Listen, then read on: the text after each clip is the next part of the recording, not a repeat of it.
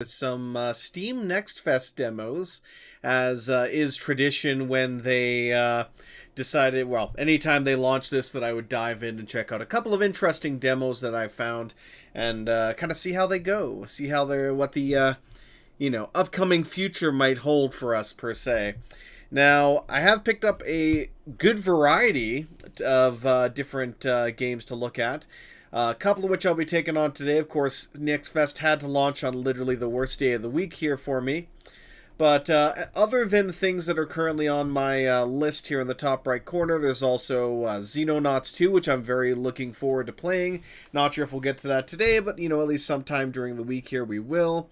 Desynced, Plan B Terraform looks like an interesting one we'll be diving into. The Last Starship. System Shock, which is, of course, the remake that seems like it'll be interesting, but we'll have to wait and see. I Am Future and the Dark and Darker demo, as well as Phantom Brigade. So there's quite a few things that we're not going to be quite covering today, but will be more than likely more so tomorrow. I threw a couple of what I would think might be the shorter demos up on here right now, but we'll see. As per usual, if we run into some that we're just like, this is terrible, I'm just gonna, hop off this, then it'll quickly go through those. But otherwise, we'll take a good look at them and see how they go. Now, for this one, the only thing available, obviously, is a single player, so let's go ahead.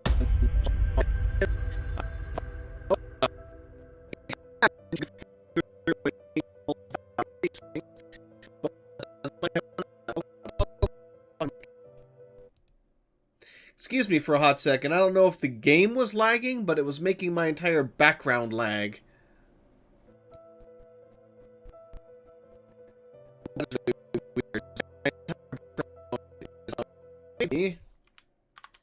How much resources are you using that you're draining, causing my background to... Oh god, this thing is using like 80% of my GPU for some reason. Why on earth? I'm in the menu. Why are you using up 80% of my GPU? Okay, we might not be able to really look at this one too well if it's going to be chewing up my bloody graphics card like no tomorrow. Like we're pretty much capped at like 90% on my GPU right now with this game. That's kind of ridiculous. I hope that... Oh god. And again, I had tweaked the audio settings here to not blow out our freaking eardrums, but apparently the game has decided to overrule those settings. So I'm just going to immediately put it at like a minus 16.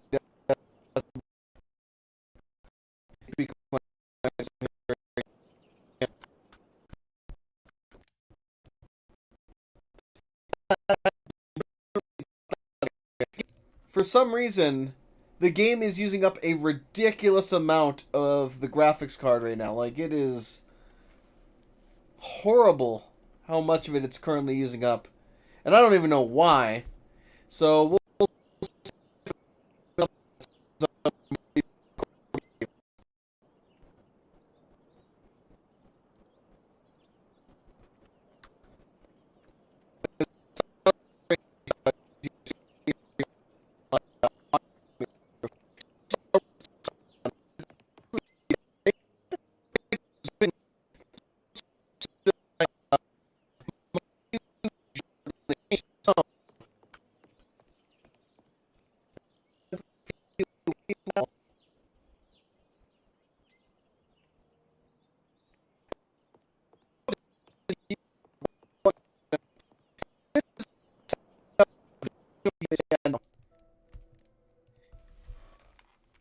afraid not HumanitZ or whatever the hell the name is there. But if you're gonna run like absolute garbage, then there's no way I'm gonna be able to record you, and especially not stream any gameplay from it. But yeah, that was like completely capping out my GPU, and it wasn't even. You know what? Let me try.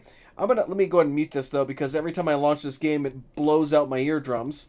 But I'm gonna tweak some of the visual settings here quickly just to see if I can maybe get it to stop like bleeding out my GPU. Like right now it's 50%, which is okay. Up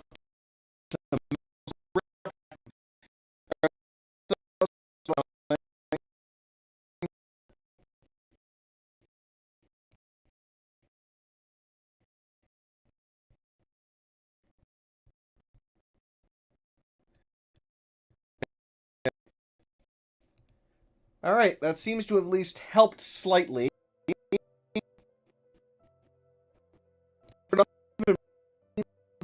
Oh god. Yeah, like, the moment I click into the game, it just kills my... Yeah, no, we're not even gonna bother.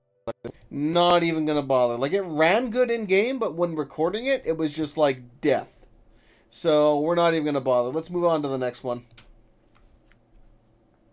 If you're not even playing the game, your GPU should not be, like, getting capped like that. That's kind of ridiculous. Like, where is my GPU performance going to that is causing you to run it that hot? It's like, no. So, let me go ahead and tweak everything here slightly now. Well, at least now we can add another one to the list here, so maybe I'll add the, I'll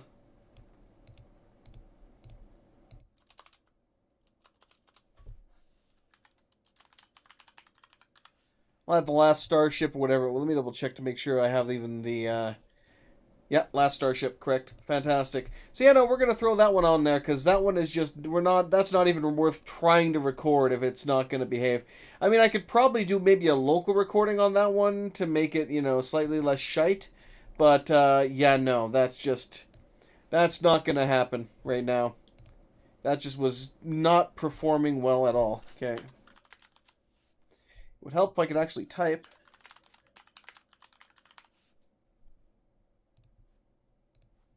Okay, let me change my titles over here quickly.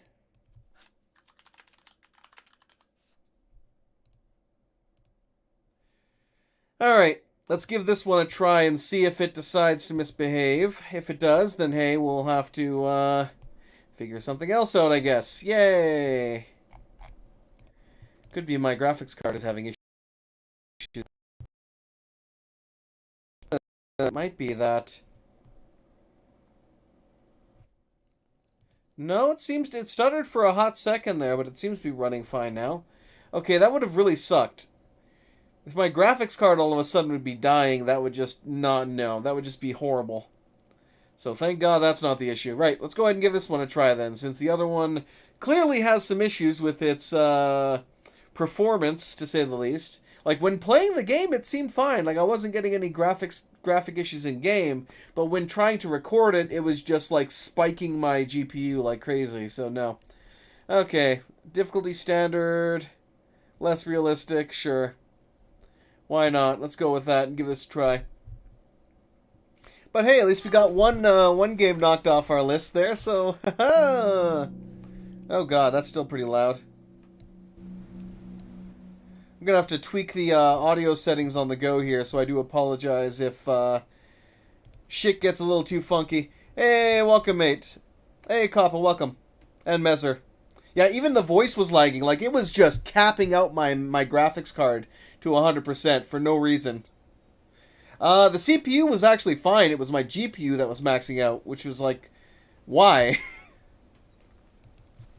Wild West Dynasty is coming out on the 16th. Definitely another game on my wish list. Oh yeah, I would definitely like to take a look at that one too. Alright, WSD move around, of course. Seems like another typical third-person survival to a point. Escape settings, controls, okay.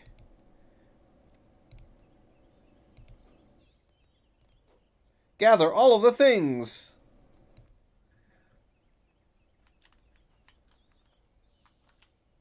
Running will drain your stamina. Yep, bright green bar. That's hunger, actually. Zoom in, zoom out. I mean, it looks pretty good for... So that's one thing at least, but hey. Oh yeah, of course. Rotate around.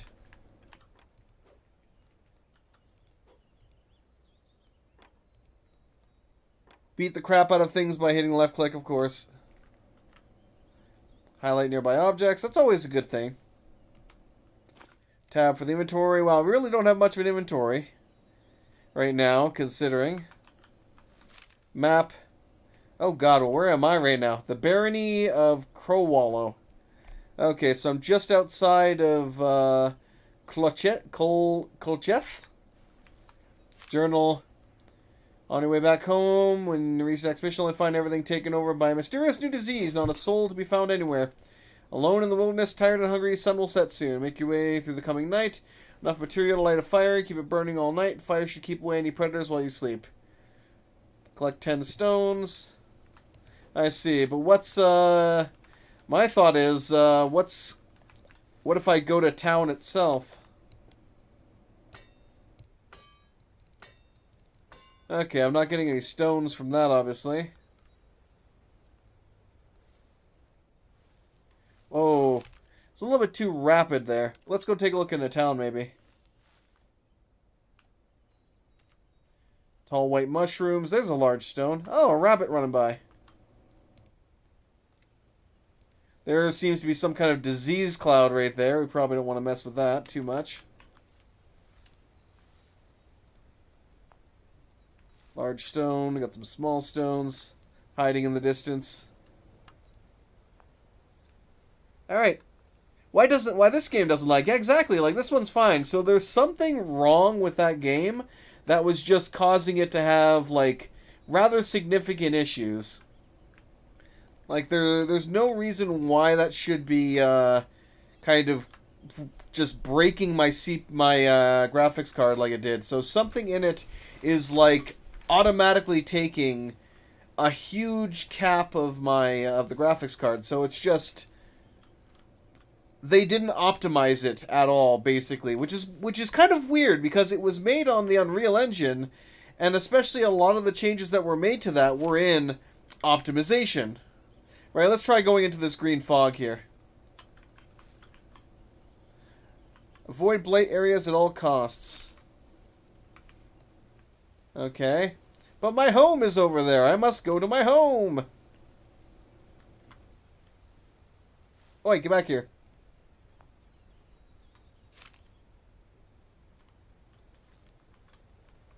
I wonder if the... Oh, geez. Autosave. So the large stones don't count.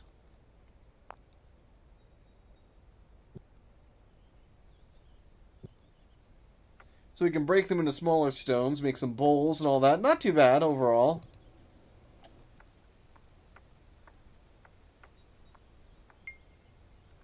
Oh, we now have enough of the actual stones, but I want to try getting into this. Whoa! That is way too oversensitive right now.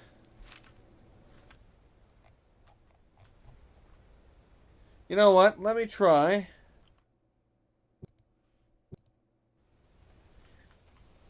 Charge into town!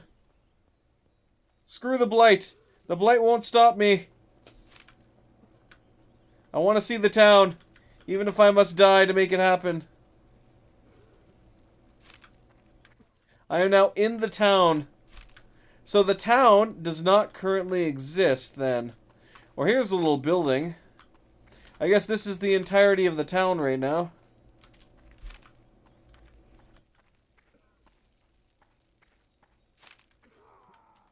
And I died. Well, I got to what looks like a wall. So it seems like and that's actually kind of telling to a point where there doesn't appear to be very much actually built. You know what? I kind of want to try to go down to one of the other towns, because it's looking to me like if none of the actual buildings are built, then this is literally a game where they've just made an environment, thrown a lot of, you know, randomly generated crap around, and they're like, you know, just build up and don't do a hell of a lot. Because the fog is definitely meant to keep me away from the town, from the quote-unquote plague, but at the same time, if there's nothing there, if there's no town there that's been built, then that's kind of like,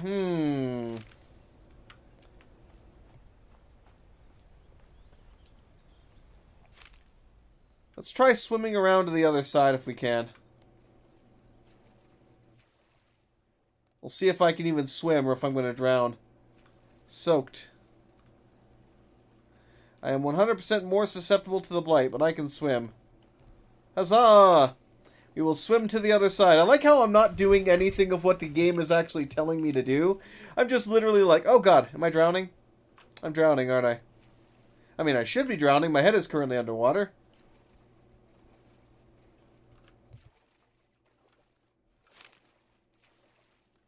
So we're trying to get to the other side so I can run back into town again and see if I can actually access anything.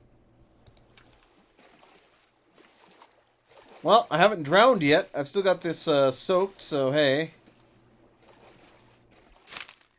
And now that I'm 100% more susceptible to the Blight, I'm not 100% sure what kind of effect that's going to have. But we have, it's like if you have all of these towns on the map, and yet the one town you actually start next to basically doesn't exist, then that's not necessarily a good sign. Like, what about this large town down here? Or any of the other towns? I am slightly concerned, but we'll see. I'm trying to get past all this Blight here to the other side where I can actually maybe run into town at a different angle. If it'll let me. Rusts while drying. Well, at least that's an interesting mechanic. So if you get your hatchet wet, then it'll rust.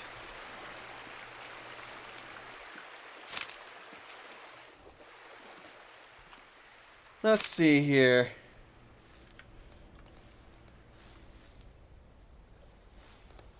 Rabbits running around.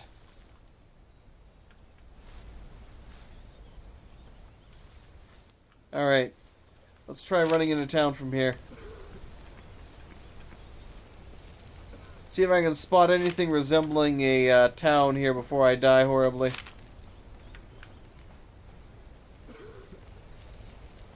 Here's a bit of something. So actually, here we go. We actually do have some buildings. They're empty, but we have some buildings. So very clearly, there's not much that has been done here yet. If the towns haven't even been, like, remotely kind of filled up. I mean, you're not meant to go in there, but still. That's one of those things you gotta kind of, you know, pay attention for in something like this. Is this even an actual... Is this gonna have anything resembling gameplay? Because this is more than likely gonna be another one of the, you know, million early access zombie survival crafting base building games. So you really need something to kind of, you know, make yourself different from everything else. And so far, I mean, we didn't even see any hostiles. I haven't, even in all the kind of trailers that I've seen for this, I didn't see any hostiles. But I figured I'd at least give it a try. And,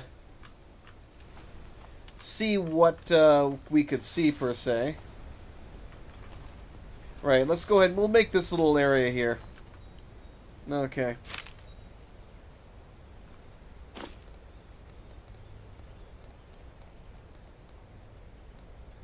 Fire pit.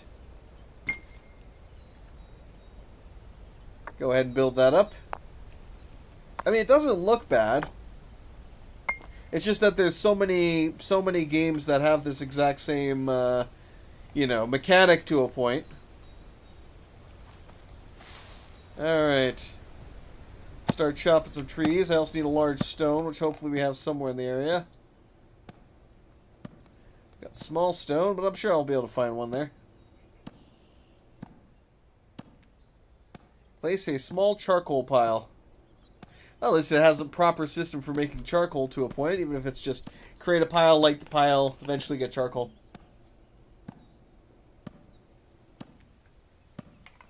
Just sitting here chopping away.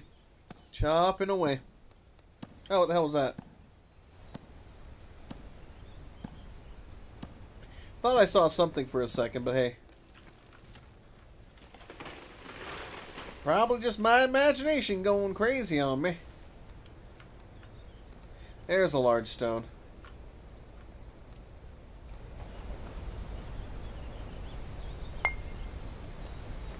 Alright.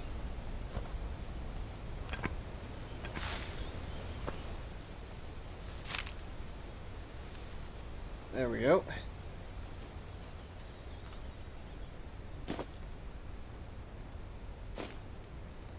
Inventory. Let's see here.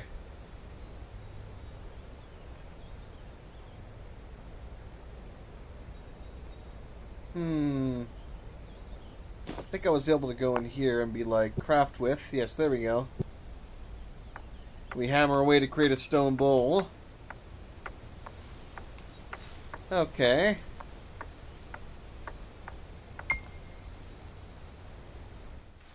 Alright. Can chop down the felled tree ever so slowly.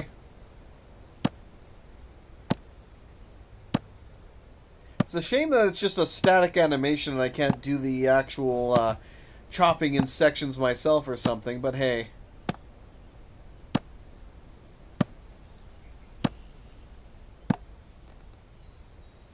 Come on, keep chopping away then. If you're gonna chop, you might as well chop it all the way.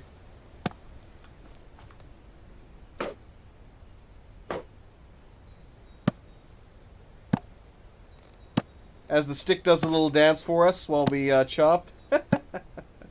Oh, that was funny.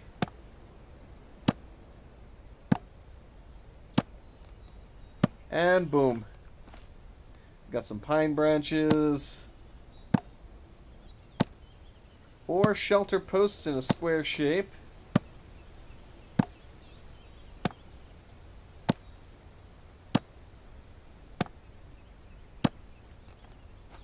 Alright.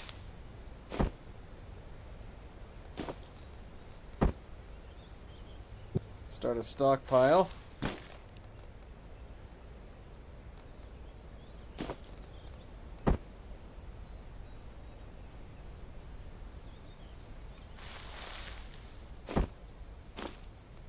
Let's see, craft with. We want some firewood.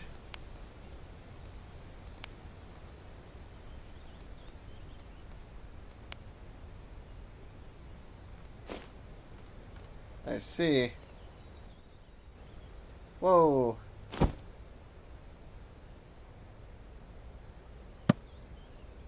So you place it, and then you chop it, and you get firewood. Interesting. Okay.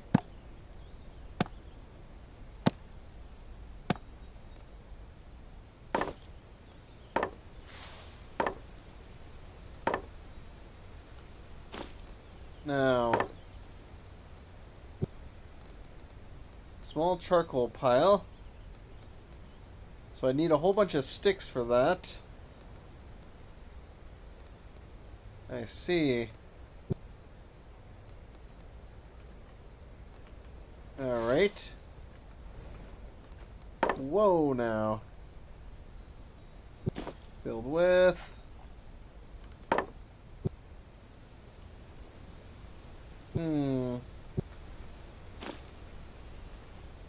Let's put all you down then. If I need to grab a ton of sticks for that to work.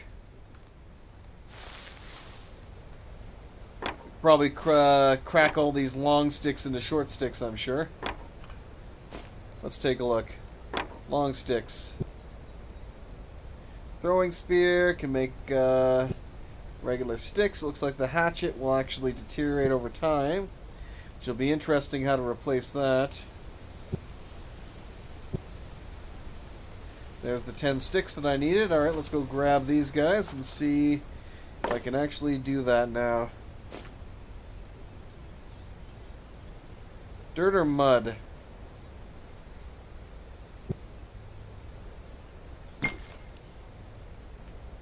Basic metalworking. Stockpile some firewood.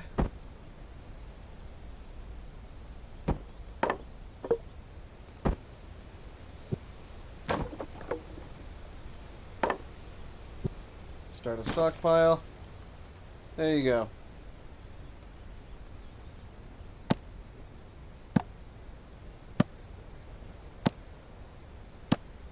Yep, using this fuel directly or chopping the firewood.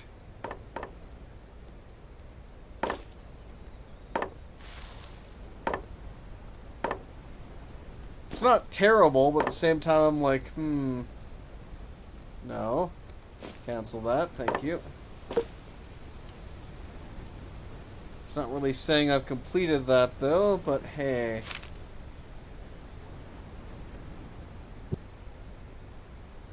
Collect and boil some water. 4 long sticks. Oh, yes, apparently I forgot to actually build this. Wait, but I actually...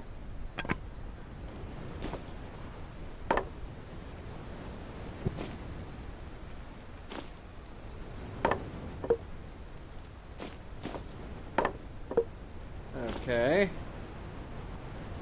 So I somehow need to get 2,000 dirt. Let's see here. Inefficient cooking surface, small stones. Alright, let's find some long sticks then, so I can at least get the, get the shelter started here.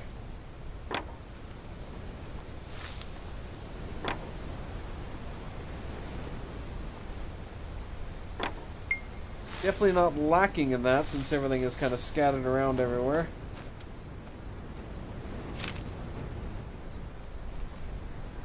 Whoa. It's definitely a little oversensitive, but whatever.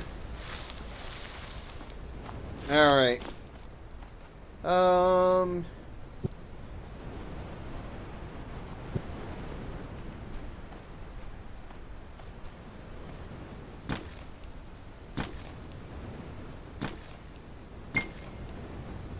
Alright. Boil water.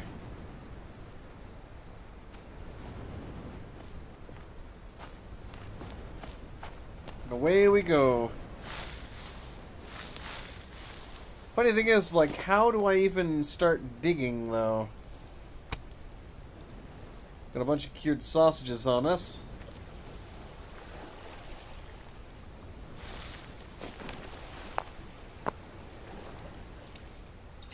Okay, so we can just fill that.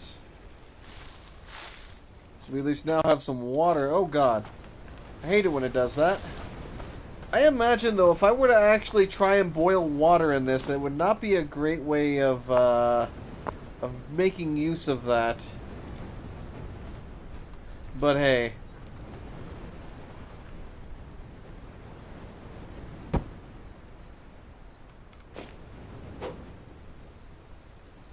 Come on. Because I'm guessing there's supposed to be some kind of hostiles in the form of, like, zombies or something for this, but so far, we haven't really seen anything. There's not really much to this other than a building system. And that's it.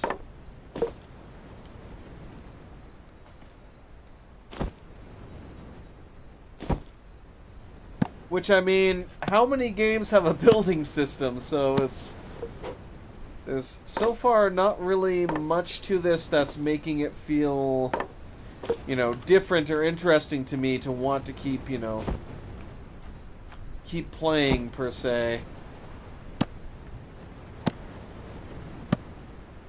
Which is a shame. Not to say that it's, you know, terrible or anything, but it just seems... Support beams to connect the posts. Alright, let's try that at least. We'll still try doing some of this, but so far I'm kind of like, eh. Okay.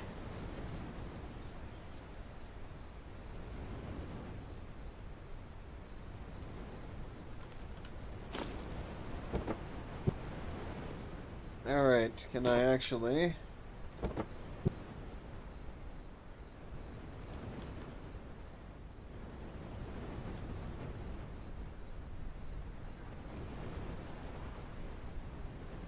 There we go. At least my head'll be in the shelter.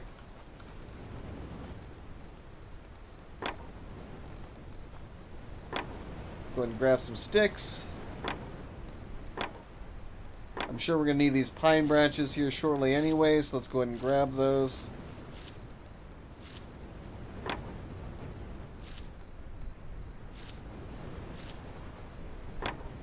Alright.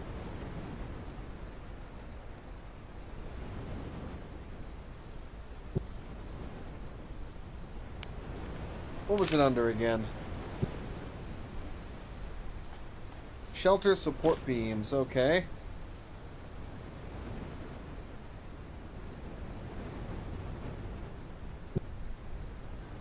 I don't even have access to the...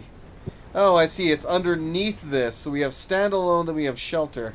Okay, so apparently I need a plant from dogbane stems.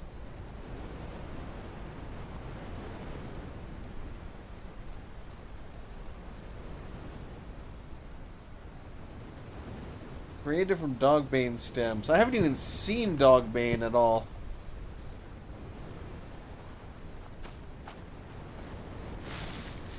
Yeah, that's not even a resource I've even remotely encountered. So, yeah, no. Oh. Better ignite the fire here. Gotta keep the wildlife away. Apparently we got wolves in this neighborhood. I mean, you would think that everything would be readily available in this area. But I guess not. You know what? I'm gonna actually... To be completely honest with you, I'm already kind of to the point with this game where I'm like, meh. There's not really enough to this to really interest me at all. So I think what I'm going to do is, let's just save. And I'm going to literally run down to the next town, and even the large town, and just see if any of that's even, like, either accessible, or if there's just anything even there. Because again, if the small town that's next to us that's supposed to be our home only has a couple of blank, empty structures, then that's not really a good sign. I don't feel like a game should necessarily, you know, be running a demo if there's not really anything there. I mean, maybe there's a mechanic down the road. Oh, I finally found some dogbane, so I can make some actual rope. But it doesn't seem like there's much to this, to be honest.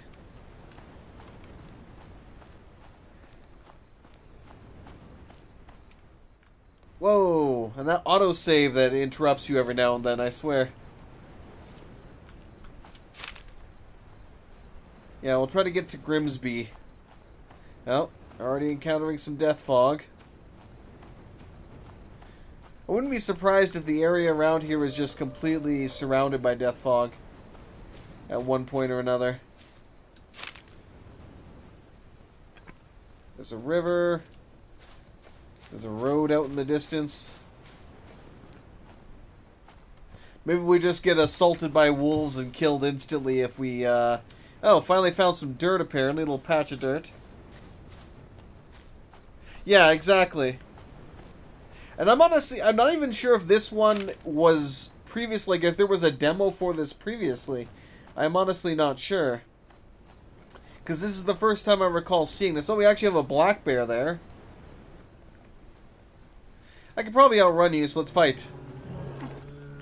Oh, shoot. Fight! Oh, no, apparently he can... Run away! Nope, I guess I can outrun him. Well, that turned out about as well as I thought it would. But yeah, it's like, I'm not really seeing much here. We did at least find the resources that we were missing, so they do exist. They are out in the world. They're just further and further away from where we actually start. And it seems like it takes, you know, a good bit of time to actually get between anywhere. So it's a very large map, and there are resources there, and it is kind of scattered around, but at the same time... Huh. Like, what else do we have in the actual, like, build menu here? What do I have access to? Charcoal piles, burn piles, smoke racks, stick crates, tanning, bloomery, we've got crucible furnace. So there's a hand cart. So it's very almost like a... almost Valheim-esque in a way. We got a mud brick kiln, rain catcher. So it seems like there could be something here. It's just I'm not really seeing much in the way of... And that was everything, actually. So this is the entirety of the items that we can kind of construct. Or structures, I should say. Items-wise, we got distillation, rabbit snares, bear traps, bunch of clay stuff. So there's... at least there's the basics of something here. But I'm not really seeing enough to, you know, make me all that interested in it. If that makes any sense. Got a couple different walls. We can make a couple of basic roofs, but like, what else? What else is here for gameplay? Because again, there's a million other sandbox survival games out there that, you know, feel more complete. So why would anyone want to necessarily play this one? Is the question. And so far, I'm not really seeing enough here to have a good answer to that. But yeah, you know what? Let's. I'm gonna say that's good enough for that one. Honestly, like I could go through the basic list here, where I'd have to go out, find all these resources, set up a basic camp. But I mean, so far we've only really seen one real enemy, being the bear. If we'd had at least a couple of zombies like lurching around or something, it'd be a little more interesting. Or if when running into the village, there was actually more of an actual village. And, you know, maybe some random just loot or something around, instead of it just being, hey, we're going to put up this green fog to keep you out of the area because we don't want you here because there's nothing that exists. Exactly. It's like there should be something more to it, but right now there's just nothing. I just feel like there's nothing there. So let's go ahead and hop out of that one and we'll move on to the next one. So let's give the Last Starship a try. That should be an interesting one. Let me switch that over.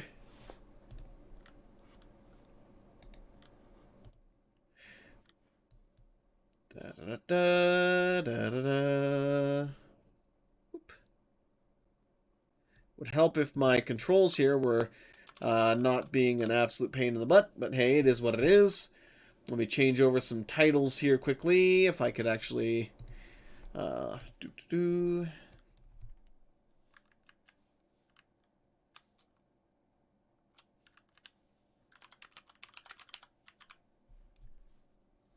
Last Starship.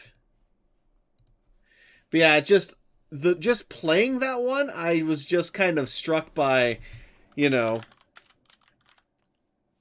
I was just struck by boredom, to be honest. As sad as it is to say, I'm just kind of like, this doesn't seem. It's a good like base.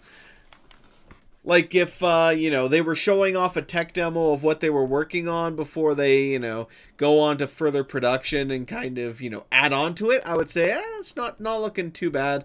You know, graphics-wise looks pretty good. You know, the actual, like, forest scapes and all of that doesn't look too bad. But everything else just kind of struck me with, you know, the gameplay-wise, it just kind of felt like, why would I play this versus, you know, all of the dozen plus other more complete variations of what this could be, or what this is.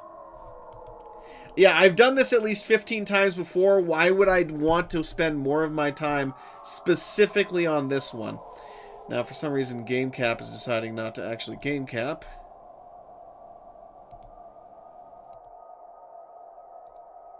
I'll have to manually do this one, apparently.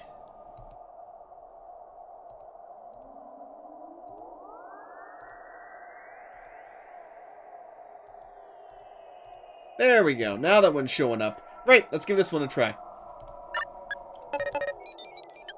I might have to tweak the audio down slightly. I have tried to change the audio around, but yeah, you can see there's several different. A shipyard. Build your own ship. Absolute minimum fuselage, but you are docked at a fully operational shipyard with a generous starting budget of 2 million credits. So obviously there's a lot of different ship designs that we have potentially available to us, but let's go ahead and hop on in here and see how things go. Oh, so we start off with a pretty much a wreck of a ship here.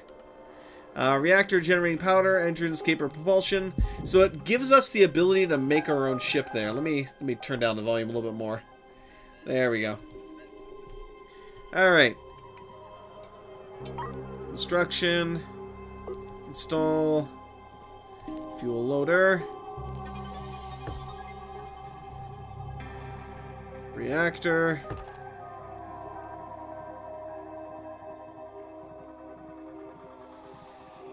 We need whoops, pipes. There we go. Nice little fuel pipe. Docking port.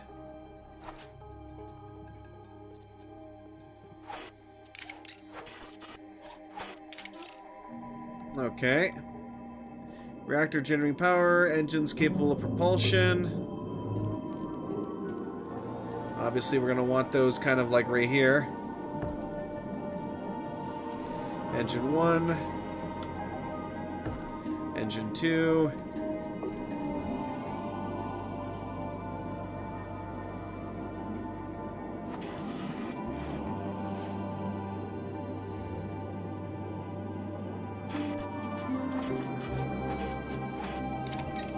Alright. Let's see about getting all this hooked up there.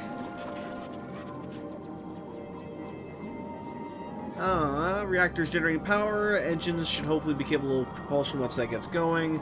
Install. Small tank that can store liquids and gases. We have an oxygen loader. Okay. Pumps oxygen in the surrounding cabin until a breathable environment has been reached, essentially. Okay.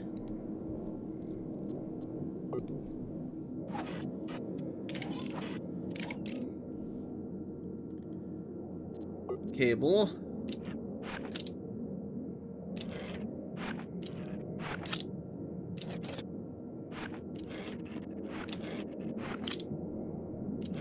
Alright, we have those hooked up. Alright. We have oxygen being generated. FTL drive. We'll put that, we'll just plop that back here. Alright, install a small tank. We'll have that for a medium tank.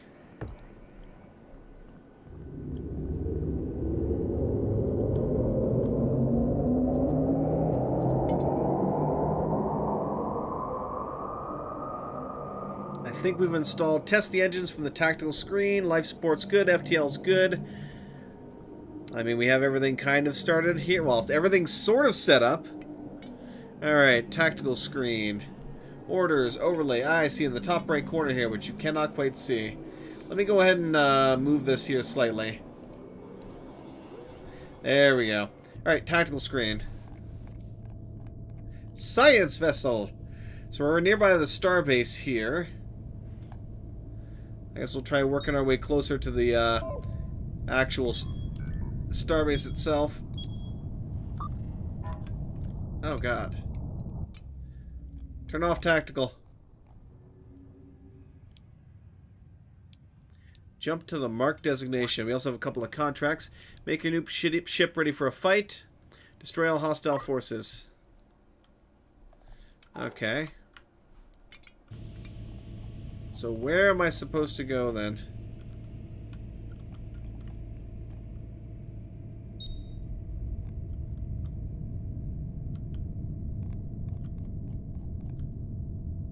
Apparently it wants me to go... Or no, destination right there.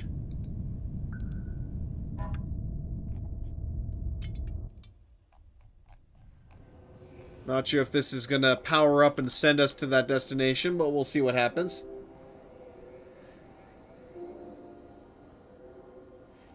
If you could change the look of the ship, if you can't, let's see here. Editor. Yeah, looks like you can tweak it. Floors, hull... So yeah, you can edit it. You can edit it to a point. You can add the dock. You can destroy a square, create an entirely new ship from scratch, armor, habitation. So, at least in some small manner, it seems like you can actually edit this.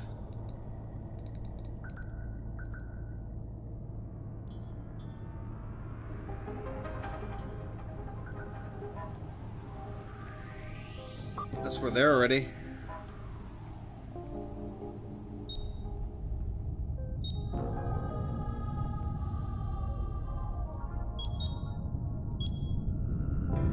Alright. I'm not sure if this is exactly where it's telling me to go. But hey.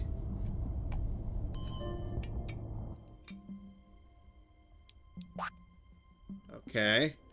Where's the marked destination, then?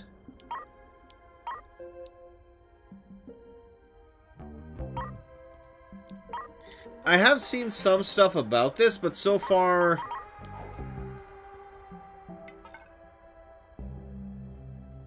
no destination.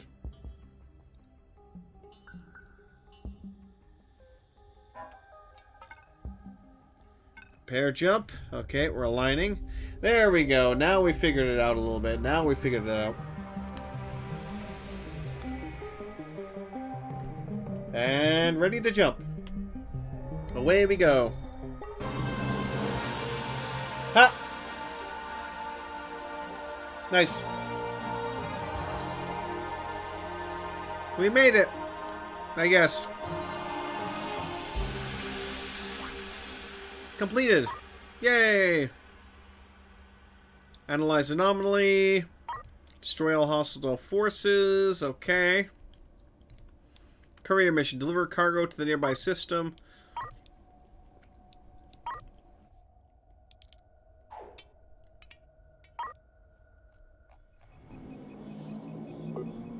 Storage, wastewater, logistics, shipyard.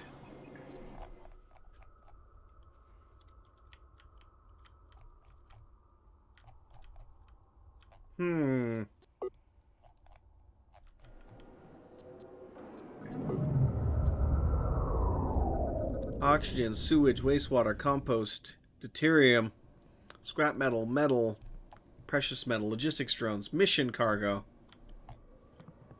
So you can create little storage areas, I guess?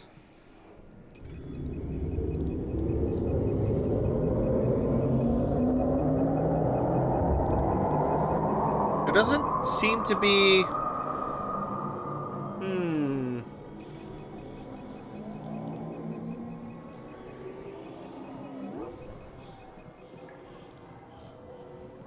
Okay. Let's try some trade, I guess.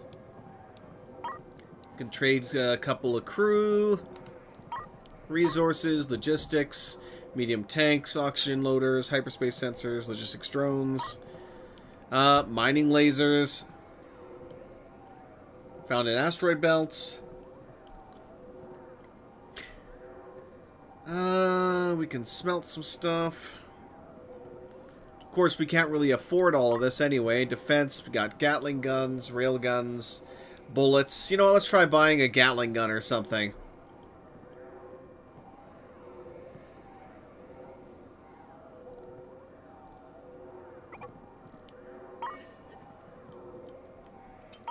Construction, install. Oh, it's still on the way, I guess. Let's also buy some bullets.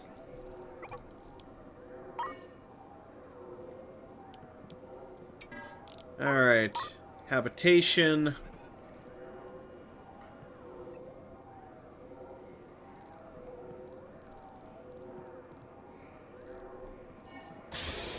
Alright, editor, habitation. Oh, we got 5 out of 32 cabins. Is it like a separate section then that's not like on my main view here, or what? Huh? The spindle. Oh god, that's a sleek ship. Well, that's nice. Swordfish hull. I mean, it's definitely not too bad, but at the same time I'm thinking, how does this compare to, was it Cosmoneer? Let me double check here.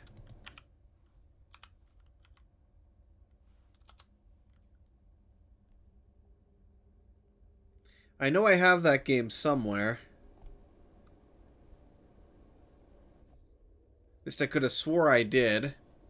Or had played it previously. Because there's one specifically I'm thinking of that's, you know, has a very similar premise. And at the same time I'm like, does it perform that, that better, per se? I mean, obviously this one's still in development, so it's got, you know, much to... Still has a lot that it needs to do, but still, I'm like, So far, there's not... I haven't really tried anything here that I'm like, oh, wow, this is really great. I can't wait to, you know, pick this up in a few months. Because there are so many... And let me actually go to storage here, and I'll put the... Put some bullets there for it.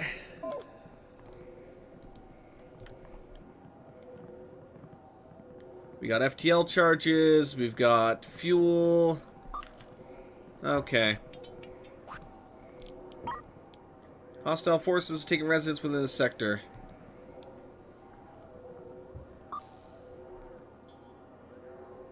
Hostiles. Alright, let's try that. Let's try fighting us some hostiles here. I don't know if this is going to go well. We're probably going to die, but you know what? Let's try. Let me also lower the audio again here slightly, because that's a bit too loud. Jump! Hostile contact detected.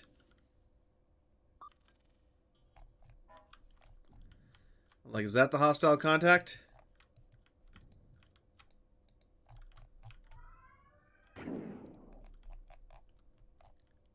Where's the hostile contact?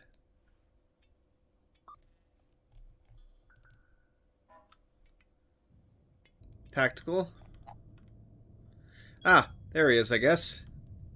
Alright, boys. Get ready on the guns, I guess. Maybe. Possibly. God, that's a little disconcerting.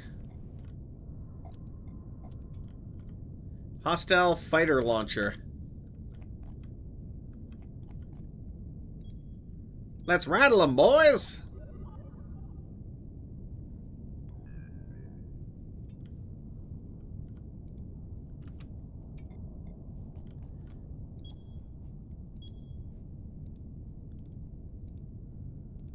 Fire! Well, we're doing something.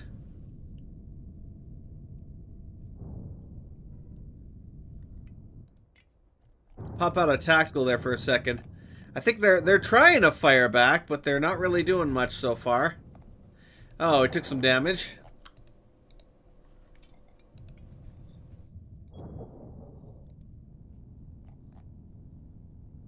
Oh, we're on hold, I guess. There we go. We be blasting now a little bit.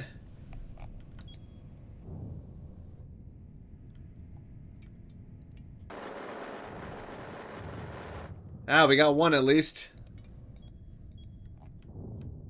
Taking some damage. That thing's launching a lot of fighters, though.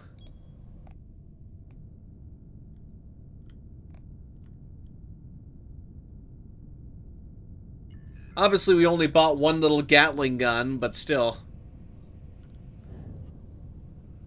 Let me see if I can figure out which game it was that I'm talking about here while I'm getting blasted here.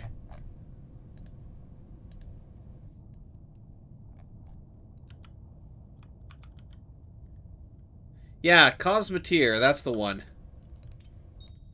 Yes, we clearly need more DACA. We clearly did not come here with enough DACA. There we go. I'll let them blast the hell out of me so we can maybe turn around. Now we might be dying here, but hey. Low fuel. Power is cut. Oxygen is leaking.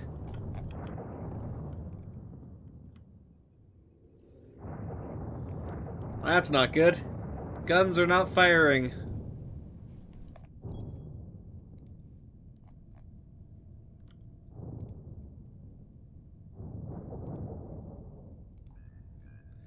There we go. They're trying. They're just not succeeding very well. Ramming speed! We'll take them out with us, lads! Maximum speed! Ah! Oh, wow, we couldn't actually do it. That's a shame. We actually were not able to do anything to them. The hull has been breached!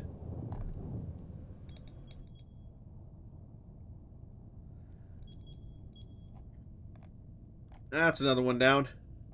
We've actually managed to get rid of most of the fighters.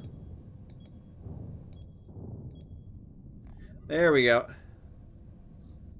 Keep my guns blasting. There we go. Small miner warped in.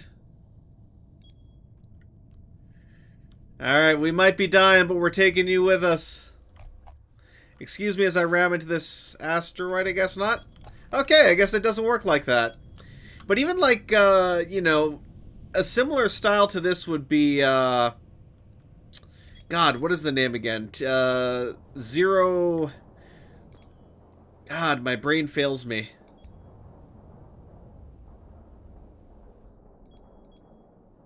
Heavy damage, power cut. We are dying. How does heavy damage look? Oh yeah, we're pretty beat all to hell. Doesn't really look like much. They slightly made the tiles on the ship be, you know, off. Oh wow, there's a hull breach. Well, that's not good. Boom! And everybody dies. Oh, that was funny. But yeah, I feel like there's not that much here right now. I mean, there's a good, just like the previous game, there's a good base here for them to work off of and kind of, you know, add into. I wish I could see inside this ship. But still, I feel like there's already better offerings out there, so if you're going to release this kind of as is, not sure how many people are going to prefer this over something like, you know, Cosmeteer. Yeah, it's very, very similar to that sense. Yeah, no, you're thinking, yeah, Cosmonautica, yeah, no. Cosmeteer is very similar in the sense that you can kind of build and design your ships around all these different components and such, and go around the universe. You can even, like, for example, if you shoot out the cockpit from a enemy ship, or even from a station, you could potentially go up to it, build your own, and claim that ship/station, and then, you know, kind of reinforce it, and then make use of it yourself. Less built up than Star Drive 2. That was Matt 2. I mean, yeah, there's like Space DS9 or whatever, Starbase DS9, which died, and you know, there's so many various games that are like this that it's like, are you differentiating yourself enough? And I don't feel like this one is. Like even what is it again? Terran Zero Frontier or whatever. Was it Wayfarer? Let me actually double check. Let me check my Wayward, I think it was. Yeah, Wayward, Terran Frontier, Zero Falls. Very similar in its style of ship combat where you can kind of design your own ship and then fight with it. And, oh wow, someone's working on a Star Trek mod for that. That's freaking awesome. With good old sassy robot. You know, there's mining in that. There's a bunch of different, you know, gameplay elements in that, but they're already working to a point. So it's like... Yeah, yeah, DS9, that was a shame. There was a mod project around that for for them to try and, you know, make it at least slightly less crap, but I can't remember what the progress was on that. But yeah, there's like, because especially so many games will just kind of release a demo, then go into early access, and you're kind of, you know, it's one of those things where it's like, if you buy an early access game, you are not buying a game. You are buying the promise of a game. There is no guarantee that you will get the game that you pay for if you buy something in early access. Yeah, I know. They at least liked the basic premise of the game itself, that they at least attempted to add, like, you know, some measure of gameplay to it. But yeah.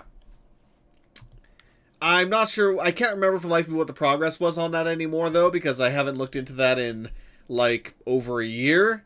So, yeah.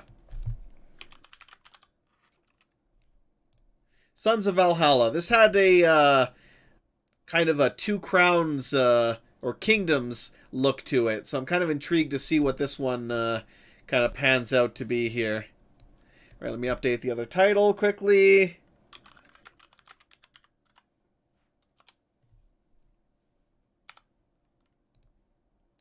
There we go. Alright, we'll see how this one looks.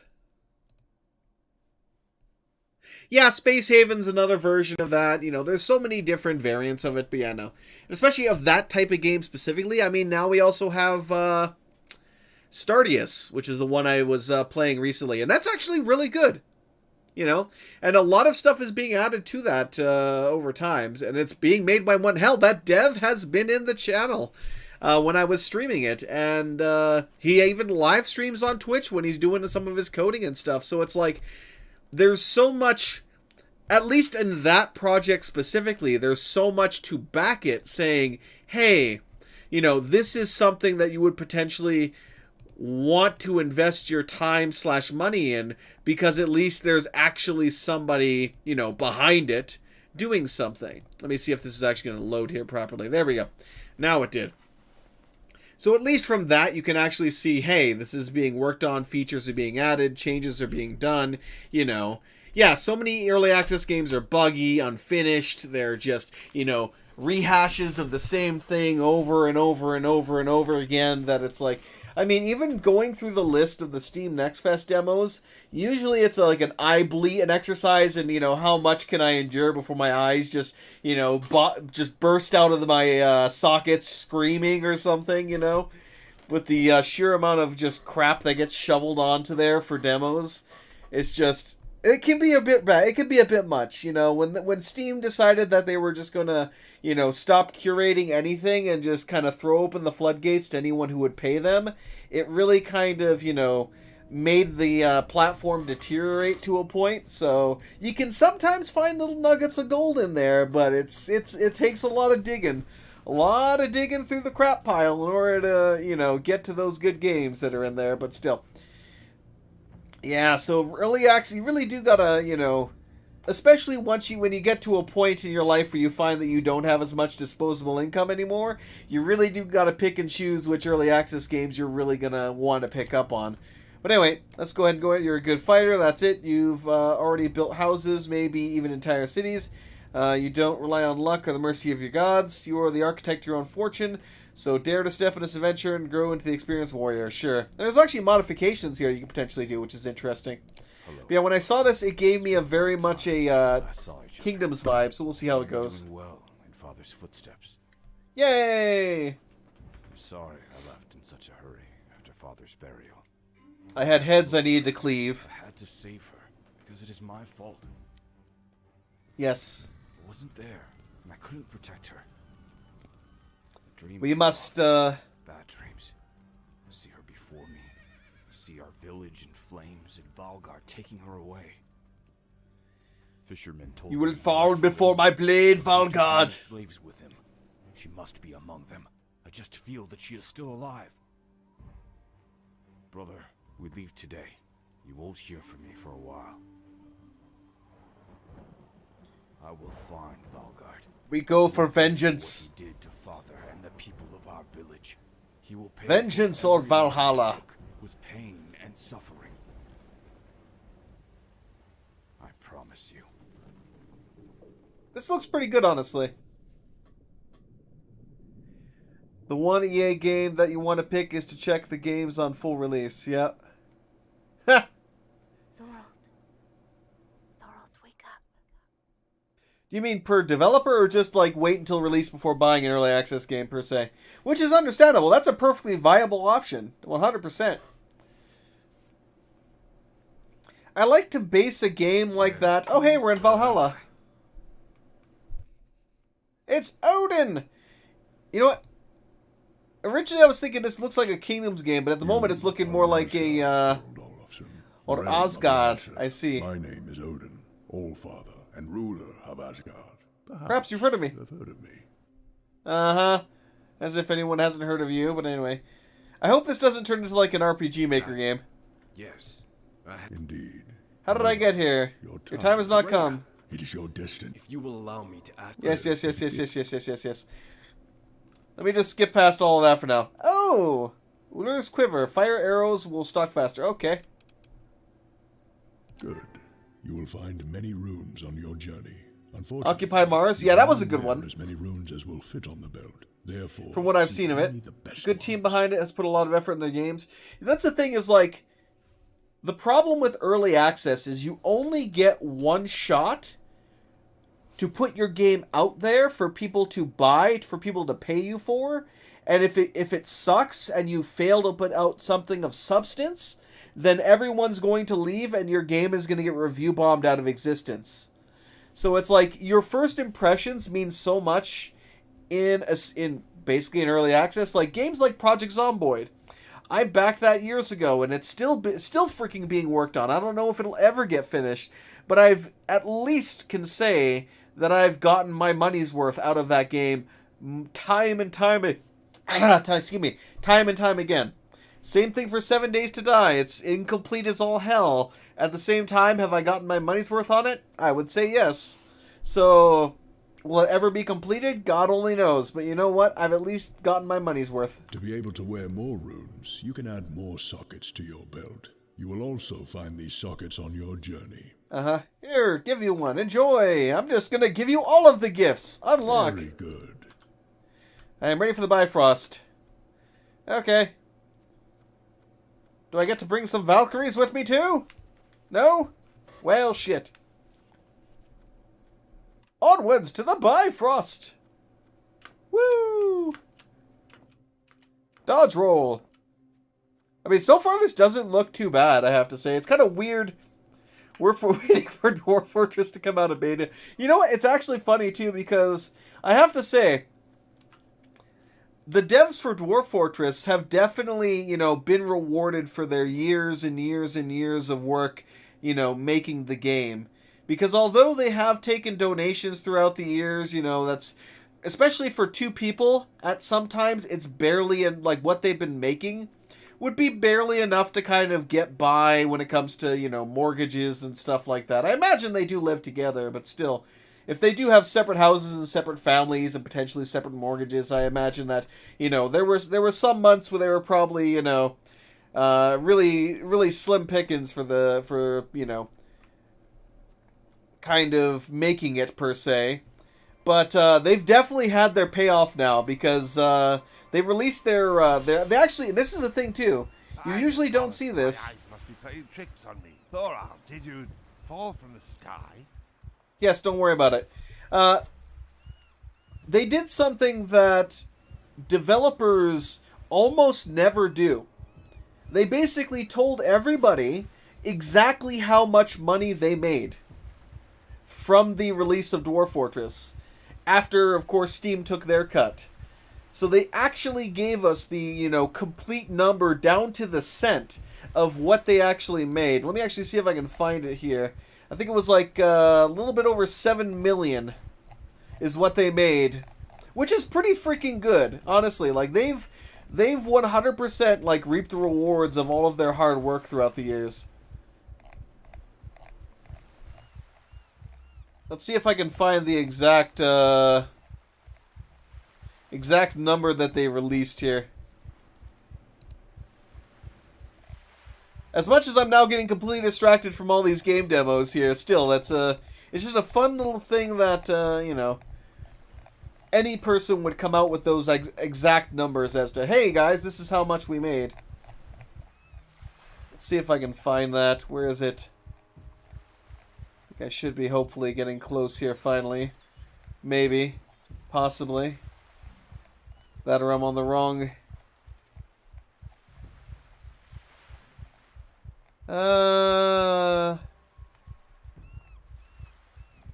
Might not be on here.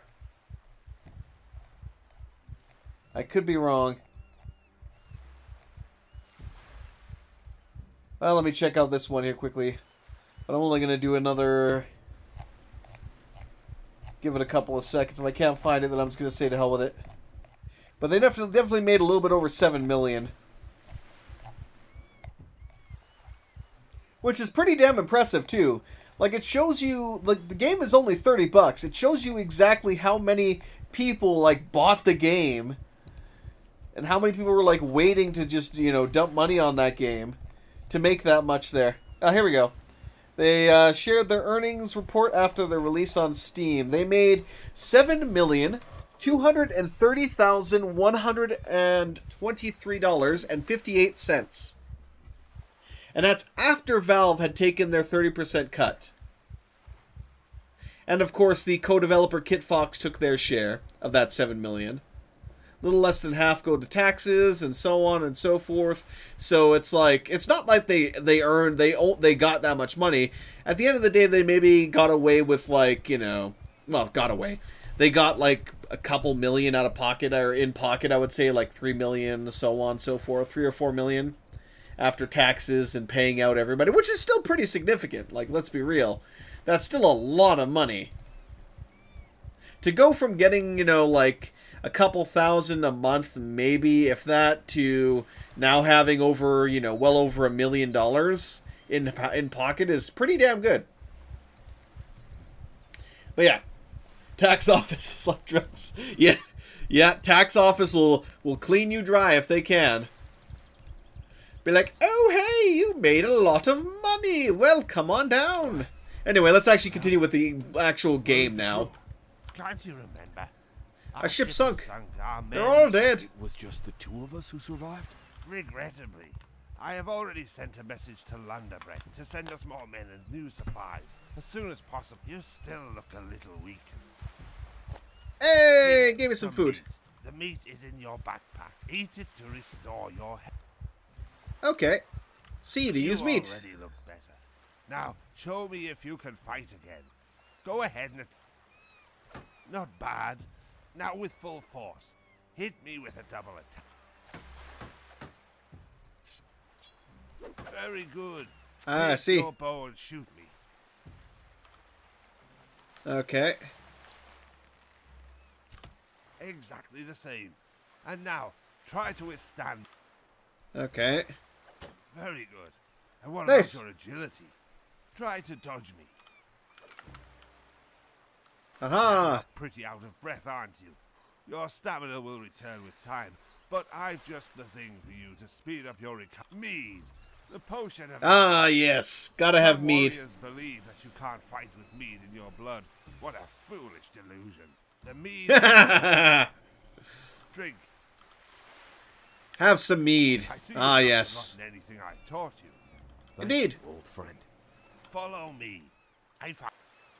I mean, so far this actually does look pretty good. It has a, you know, a very much so, again, a Kingdoms vibe, but with more of a combat focus to it, I should say. And whereas Kingdom is kind of... Stand next to the campfire to conquer Actually, is our this... camp. Maybe... Is this made by the same people? Let me actually take a look for a hot second here. I'm kind of intrigued now if this is made by the same guys. Developer, Pixel Chest.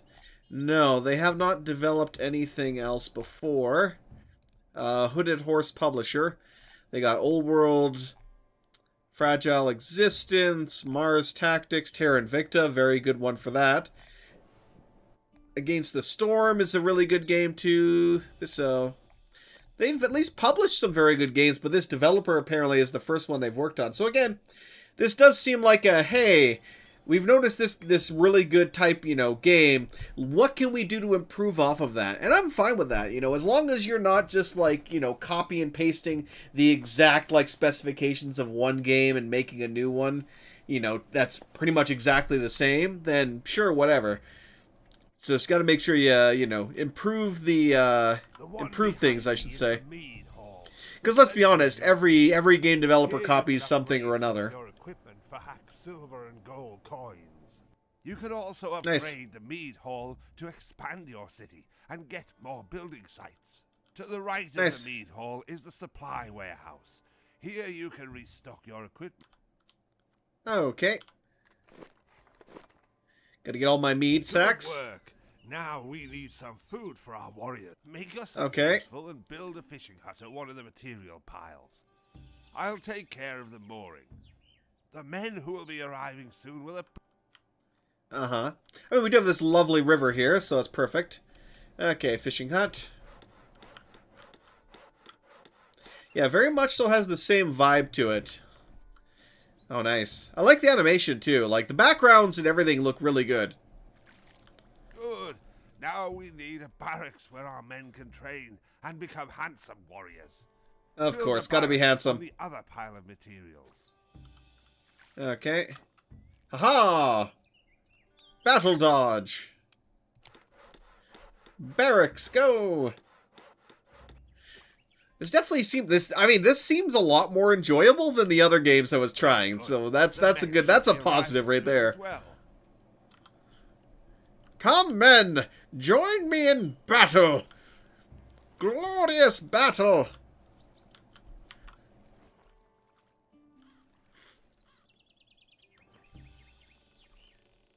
Welcome. Ah, men, there you are. Thorald, give the men something to do before they take root here. Command the men to follow you. Okay. Command menu, retreat, follow me. Good. Now give the order to retreat so they protect our gate. Okay. Retreat! That's it. You are indeed a born leader. Uh-huh. I will help you from time to time. Go now. Your men want to be led into battle. Because with Kingdom, it's very indirect in your capabilities. Let's enter the meat hall here. See what I can upgrade. Replenish health potions. 10 stamina. We can upgrade the meat hall. Do we have any more wood piles that I can make use of? Enter gate. It should be like edit gate, not enter gate, but eh. Fishing hut. We can upgrade the storage, production speed, destroy the building, upgrade it entirely, which requires a meat hall upgrade, repair it if it gets damaged. So, interesting nonetheless, interesting. Barracks, what can we do in here? We can increase block chance, we can increase attack speed, armor, hit points, all the good stuff, destroy it, repair it. Train some swordsmen, train some shielded swordsmen. Nice. Well, you know what? Let's actually do that right now. Let's trade up some shielded swordsmen and a swordsman. And then I'll take all of them with me here, and we'll go, let's take 2 of you. And that should be good. So once they get trained up, this guy's going to take some time. So by the time these 2 get kind of built up, the other one should be good. And we can see we have like a mini, what's it called? Not a mini. Words. We have a small encampment, a medium encampment, another small encampment, and finally the boss at the very end. And we're actually about to be under attack, too.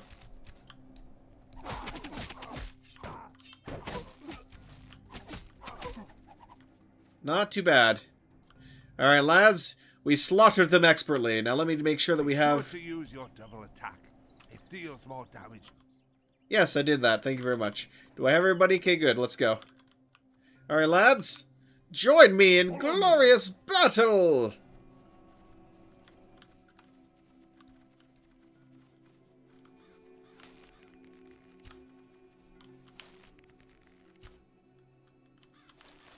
Oh. Oh, I'm out of stamina. Oh, that hit us. I got you, lads. Take it down. Block. Oh, I took that to the face.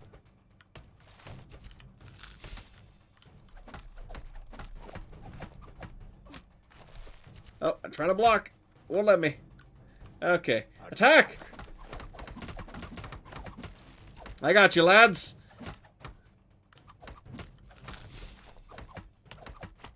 I'll block all the spears. That seems a bit, I mean, my shield's not really getting damaged, I don't think. Look at this. Look how many spears I have in me. Oh my god, that's amazing. Charge!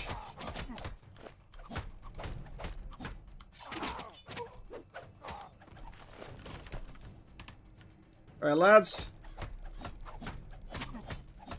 Take down the tower.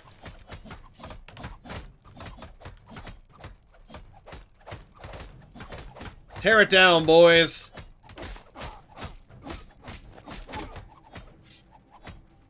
Alright, looks like they came down to die with dignity.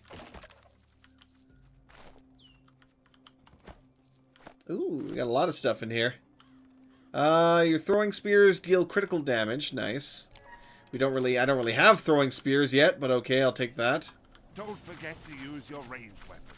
Inflicting damage to the opponent from a distance is very effective. Indeed. And we have now claimed this as our own, which is good. Okay. Enter farm. Trade 10 food with this location. Okay.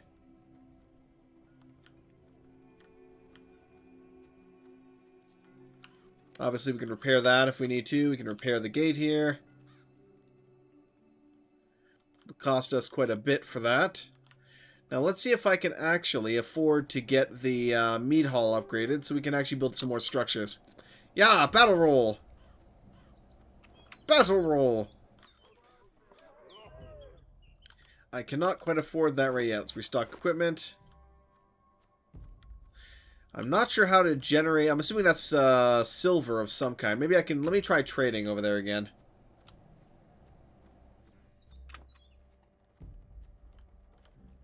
Okay.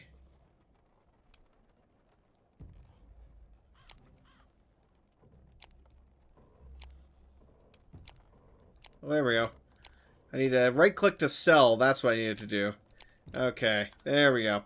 So now we've sold off all of the fish there and gotten a decent amount of the coin. Oh, we're under attack? We're under attack. Go back. Yeah, barrel roll.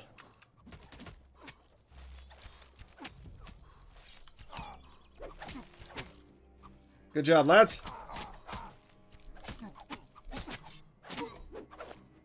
Nice. Ooh, super stamina.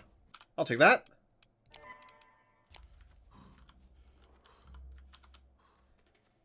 Apparently we're full on this. Oh, heroic strength, uncommon. Melee fighters gain additional health. Hell yes, that seems like a good one.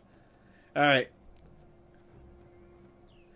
Keep up the defense, lads. I'll be back with reinforcements here shortly.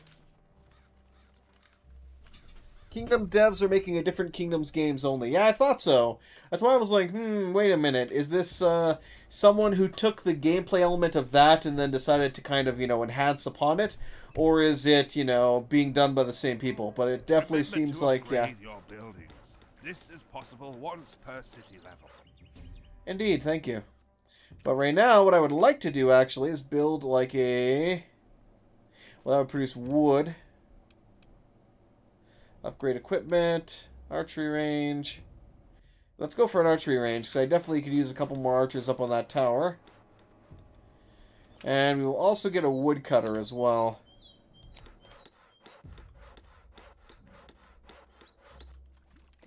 We can upgrade that.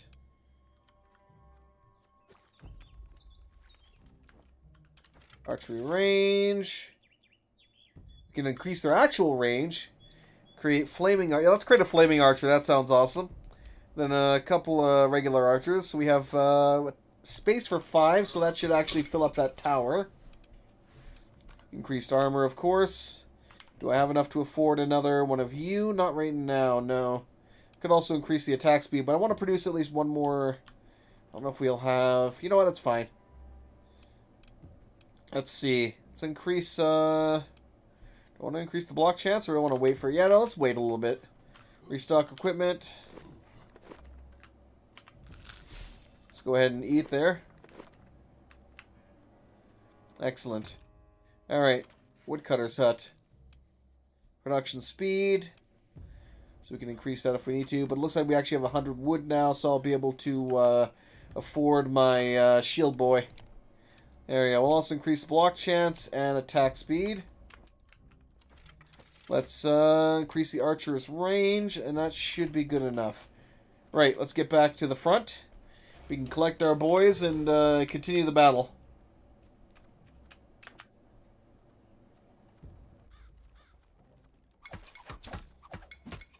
Oh shit, all of our lads are dead. Where are our lads?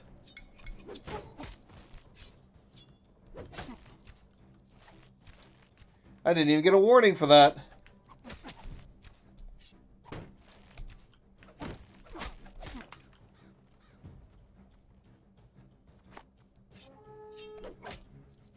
Oh, now you warn me.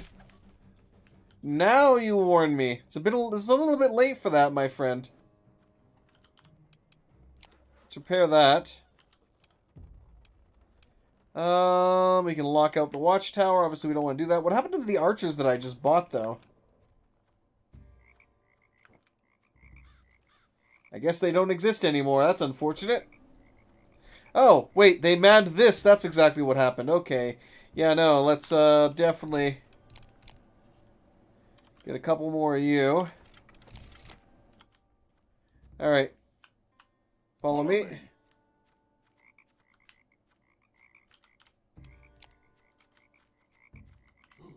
Retreat! Follow me! There we go. Follow me! You follow me too. Let's go, let's go, let's go. Maximum speed, gentlemen. Maximum speed.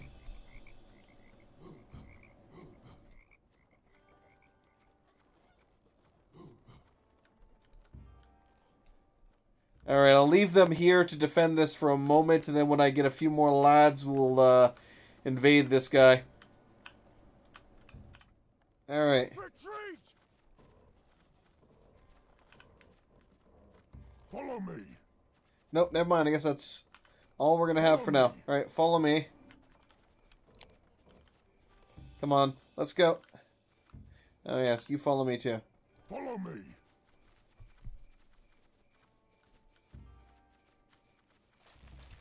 Oh wow, there's a lot of them there. Attack!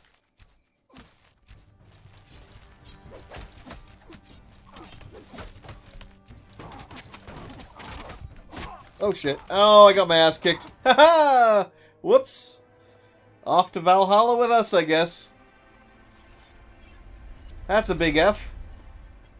So clearly I underestimated them there. So we...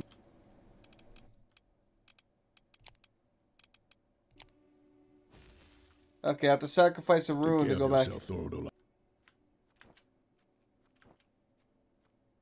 So if you die, you have to sacrifice a rune to go back. Okay.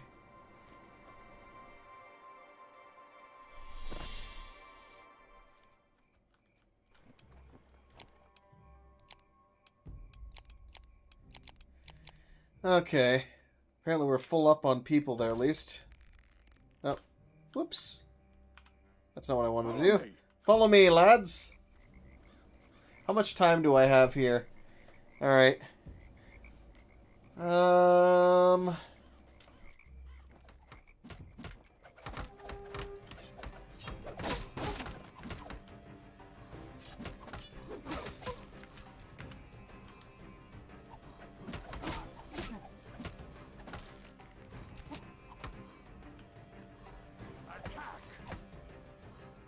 There we go.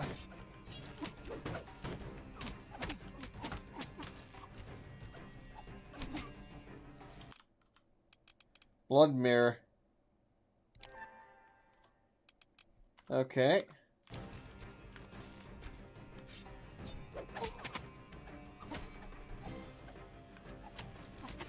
All my lads are dead up front there, unfortunately. Retreat! Yep, nope, back off, boys.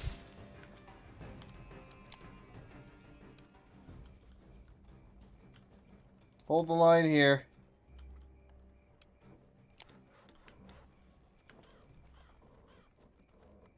I like how this guy's hanging out in the, like, tower that's literally on fire.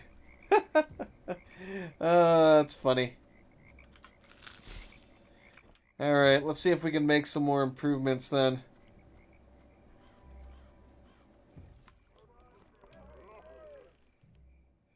So we need to upgrade that again. Oh, looks like they brought us some more supplies.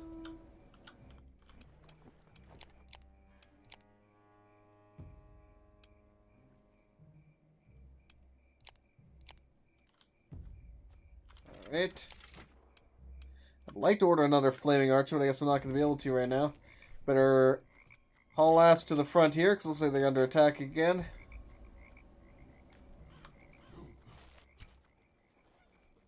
Damn it! All my men are dead again! Units gain more health. Thorald, your fighters seem to be too weak. They need to be trained. Yes, yes, yes, I know. I'm working on it. I'm working on it. I'm working on it here. We sell some food here so I can actually do that. I'm also actually even training more troops anyway. But still. I mean, this is definitely interesting.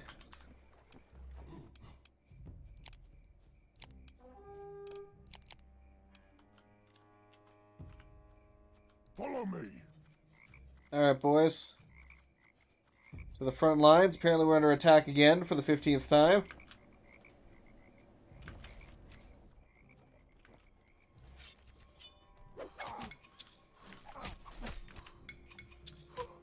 Took a little bit of damage there.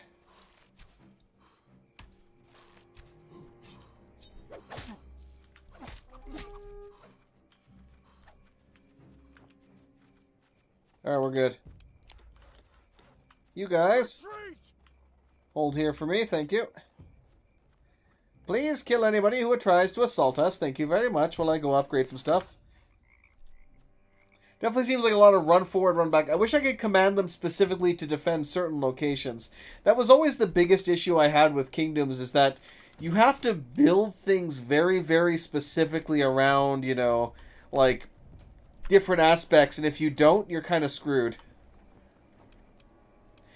Like, if you decided to, you know, build, for example, a wall that was in a bad location, your actual, like, forces would move up to that location, and then you'd be screwed. Be sure.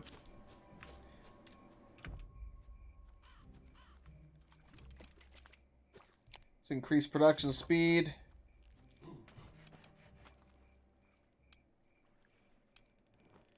Don't really have anything we can buy from that, so that one doesn't matter as much as this. Oh, hey. I like how we keep getting pushed by that. Increase the amount meat regenerates. Restock equipment. Obviously want to eat a little bit first.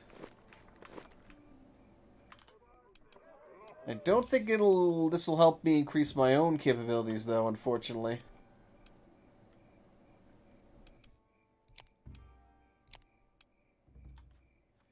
Alright, we'll keep buying a couple upgrades. Increased archer range and hit points. Alright, you guys follow me. Follow me.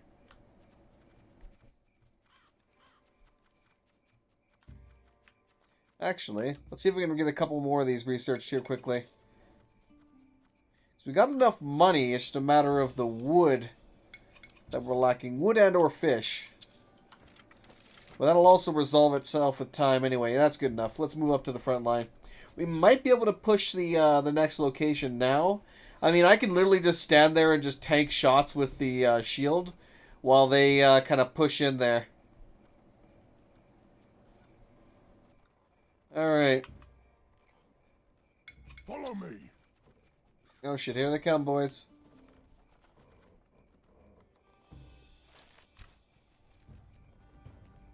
Attack.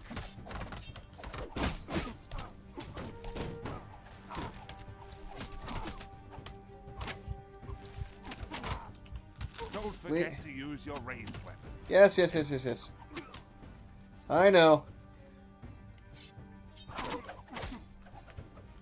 Good job, lads.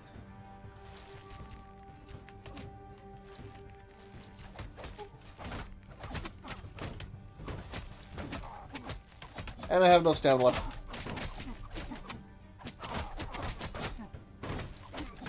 I got you, lads. I will be your shield. Take down their defenses for me, boys.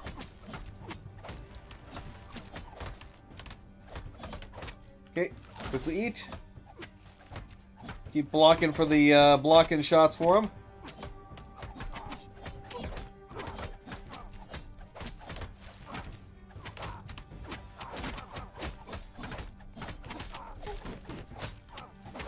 Block. Come on, take it down. Wow, we're really not doing much damage right now. Alright.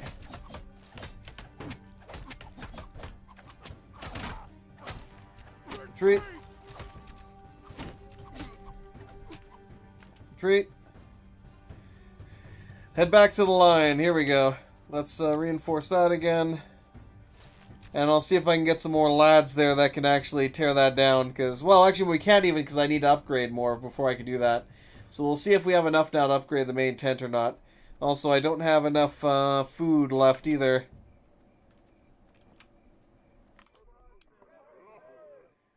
No, 475, so I don't have to upgrade that first. How about you? Can I upgrade you? Unit production time increases. That's about it. So I don't think... well, we'll try it. Maybe it'll unlock a new type of unit, maybe not. But let's increase the stock for this, because at the very least we need more storage, or we're not going to be able to do much of anything. Same thing for you. We'll increase your storage as well. Okay, did we unlock any new units or anything? Not really. We'll increase attack speed. I'll order another one of these guys. Looks like we might have lost a few over there, but whatever. We'll get a couple of upgrades there so we can actually, at some point, upgrade what we need to. But honestly, I'm not sure if I'll continue much for this now, simply because, you know, this is already enjoyable and I could just keep going and going with this, honestly. But, with the limited time I have, I should probably get on to the finisher of today, which is the Great War Western Front, because that looks really freaking fun. I've seen some stuff there when it comes to building lines and trenches and such that looks rather intriguing. So I think I might... We'll give it one last kind of attack here, and then I'm going to call things with that. Follow me. Looks like we might lose our defensive line there. Oh, they really sallied out, didn't they? Looks like I forgot to restock my health items.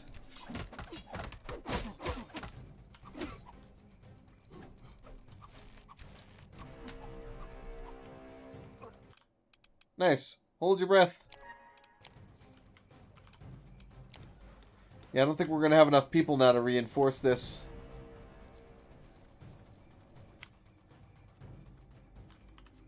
Retreat!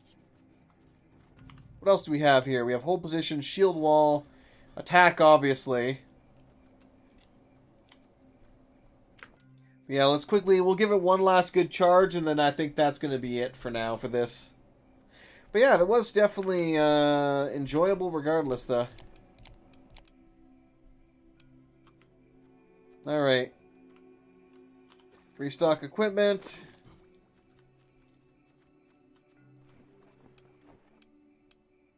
Yeah, we need a lot more reason. Like, I could literally just kind of, you know, get a bunch of archers, put them in that tower, and hold the line. And that would probably be enough. Let's actually get up to full health here.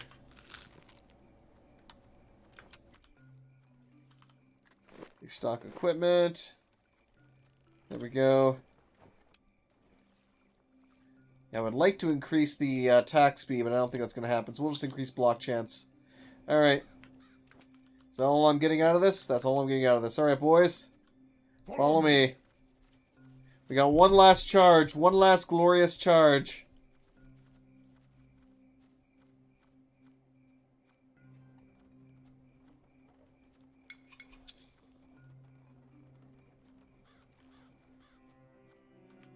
Looks like they might be coming here soon.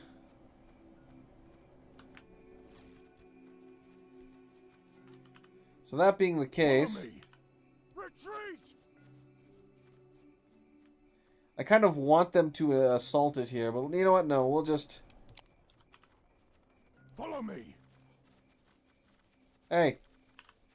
Follow me. Attack.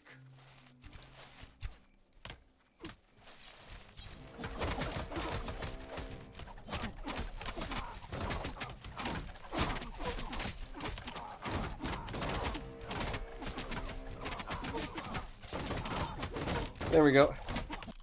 Nice. Advanced crown. Unit-controlled rams do more damage. Well, we don't have any rams, so... And I have no idea how to build them.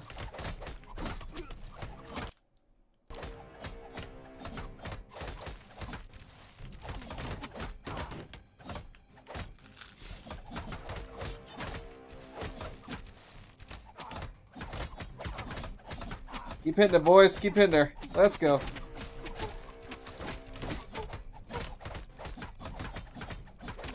Tear it down, boys.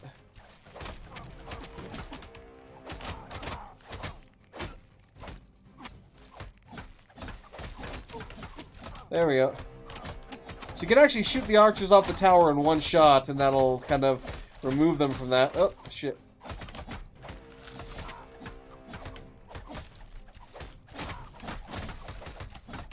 Take it down, lads. Send them all to Valhalla.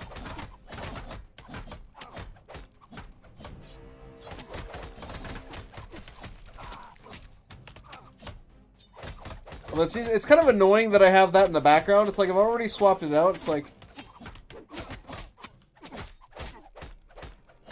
Come on, take it down. I want this base as mine. I feel like there's gotta be like rams or something I can make, but it might be not until later.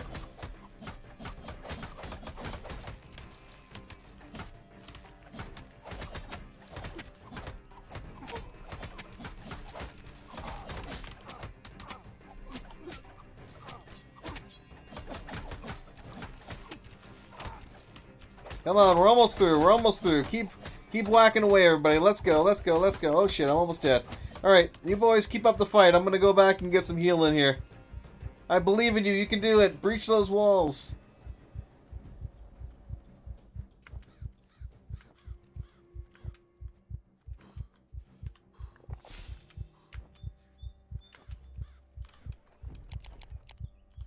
We'll produce a bunch more of those while I restock equipment. Alright. Restock equipment again. Alright, we've got a couple more lads for the fight here. Attack! Charge!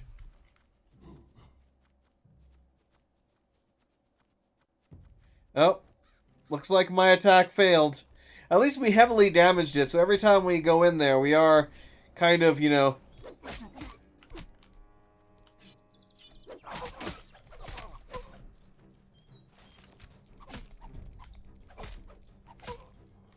Ooh, off with his head.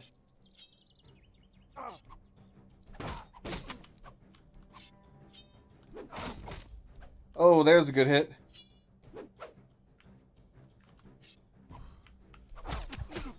Oh, that nearly killed me.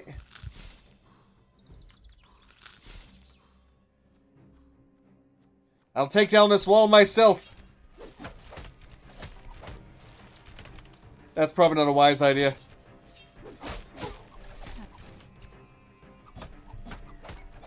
Down you go.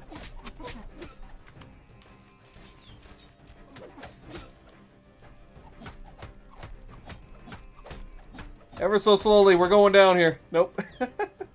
So it's not like I couldn't... Yeah, no. That's good enough for that. It's not like I couldn't get through there, but it's definitely going to take a lot of, like, you know, build up your army, send in your army to weaken it, rinse, repeat, rinse, repeat. Eventually you get something like a battering ram, which allows you to kind of get in there more easily, and so on and so forth. I kind of wonder how much the gameplay elements will change over time, and how much of it's just kind of like the same thing but different map. But we'll have to wait and see. But hey, still, it's definitely not the worst in the world. I guess it depends.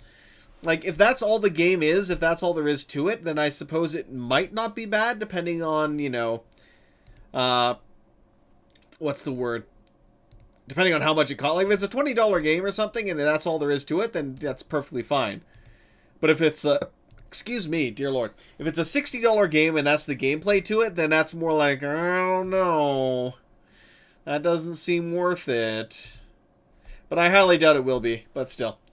Alright, let's switch it up to finally the last one of the day.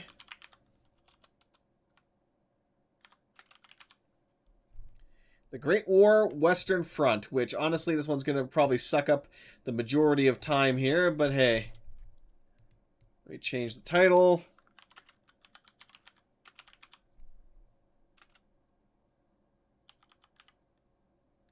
Great War Western Front. Excellent. All right.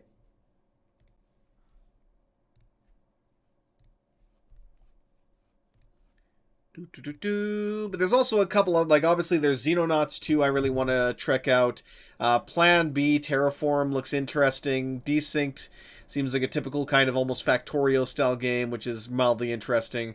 Same thing for I Am Future, looks like a another one of those kind of like, you know, city building-esque to a point, so there's still a lot of different games we need to look at, but this is going to be the last one for now, for today. Tomorrow we'll be back on with some more, and again, as always, if you find any that are, you know, that seem interesting on the Next Fest demo shenanigans, then feel free to suggest it, and I will take a look at it whenever I can. Alright, let me... Oh, God. Alright, let's try... That should show it up, hopefully. There we go. Public demo. So we have campaign, historic battles, skirmish is obviously disabled. Same thing for multiplayer, and of course pre-order, because this is coming soon. But let's go with the campaign. And this looks really good, honestly. We have the Allied Nations or the Central Powers. Yeah, what is this? Kiefer, your Volkstank, Verhin, and Flotte? I probably butchered that, but hey. We want you for the U.S. Army, your nearest recruiting station. Ah, yes, good old Uncle Sam. The Americans arrive. Oh, they even added some real nice screenshots for that, too. And this was a really dirty war, too, World War I. It was just like, you know, just trench warfare, barbed wire, and just, you know, constant artillery bombardment and potential of gas attacks and all sorts of things. It was not a good time. It was definitely a really terrible... I mean, here we go. When I was 17. It's going to explain it all itself. I was just a foolish boy looking for glory on the battlefield. Yeah, The enemy aren't they all? had sunk our ships and trying to turn Mexico against us, and they had to pay. I mean, you do a good enough job of that yourself. In April of 1918, General Ah, Pershing France. organized our troops. My unit was assigned to a French contingent for training, and none of us had any experience with the new way of fighting, and the trench lines were a bit of a shock. Yeah, they were. I mean, damn. I like the map for this. I like a lot of what I'm seeing for, you know, the potential of if you build defenses in a... I think might be one of those things where it's like if you build defenses in a territory and you get pushed back to that territory again, that you can reman those defenses, but I'm not 100% sure. We'll see how it goes. Okay, bonjour, I am Lieutenant Colonel André Laurent. Welcome to France. I understand you are eager to fight, but this is the Western Front. The trenches are no place for the inexperienced. Okay. Didn't know at the same time, but Laurent had been in the Battle of Somme. You could see a kind of distance in his eyes. He didn't let it show in his face. Advisor settings. You can click on the arrow to kind of switch between, of course. Theater map, which depicts the Western Front, including the regions of France, Belgium, Luxembourg, and Germany. Each region shows the current faction controlling it. Can't really... I can't really scroll around here to find out, but hey.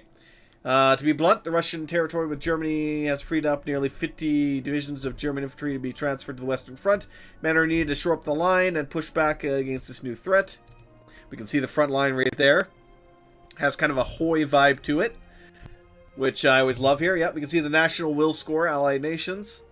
The feeling of the home nations towards the war, how likely they are to enlist, buy war bonds, or support the war effort in general. National will is the only way to win the game. There's one way to win the game, not the only way.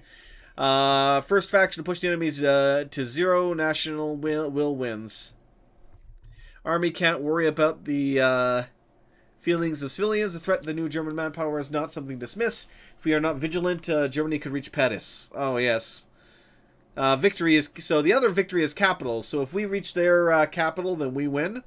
So if we manage to push through here and go directly to their capital, we could potentially siege that and win. But obviously, if we tried to do that, we would stretch our lines very thin, and that would probably backfire if we get captured in a lovely death circle there. I get the name eludes me right now, but yes. Long way from the front lines. We'll never let them get close. Navigation, of course. WASD and go around. Yes. Select Paris. Stars, each has a defense rating in stars. When you attack a region, achieving a great victory removes 1 star. Once the final star is removed, the region becomes yours. 1 star regenerates per turn for the owing faction as long as no combat occurs in that region. So you would have to attack it 5 times in a turn, or, you know, at least multiple times per turn to get it down to the point where you could actually finish it off. Okay. Region bonuses. Some regions have inherent bonuses or features. Paris, for example, has both the Command HQ bonus, which designates it as a win condition, and a deployment bonus, means that all new French troops begin in this region. You can see any new bonuses in the region. Selection pane. Units and companies. We got a French Air Wing, Tank Battalion. The good old French tanks. Oh boy. And we have the Infantry Corps with the beautiful old artillery. And of course, the Flammenwerfer. It's a good old flamethrower squad, engineer squad, and 20 infantry, it looks like. Okay, then moving on the map. Units have different names, and they act the same way. Infantry Corps and Tank Battalion are both units. Each unit contains a selection of smaller groups called companies. Type of companies found in the unit are not always the same. Infantry Corps can contain multiple infantry and artillery types. Okay. This will be a trial by fire, and hope to have more time for drills, orders. Prepare yourself. Reinforce Chateau Thierry. Move 3 American Infantry Corps to the Chateau. Move 2 French Tank Battalions to the Chateau. Okay. German assault is on the way. Okay. View the objective. Obviously, we have to move the units there. We can see the missing stars. Must achieve great victory level in combat to remove a star. Region is lost. Any defenders will retreat to the nearest friendly region. Some units, such as siege artillery, cannot be moved in a retreat and are lost. Okay, so this is where the Americans are at. And Les Marocs. They keep units types together for ease of reference. However, thoughtful distribution of fortress is necessary for victory. So yeah, you have to split your forces. Okay.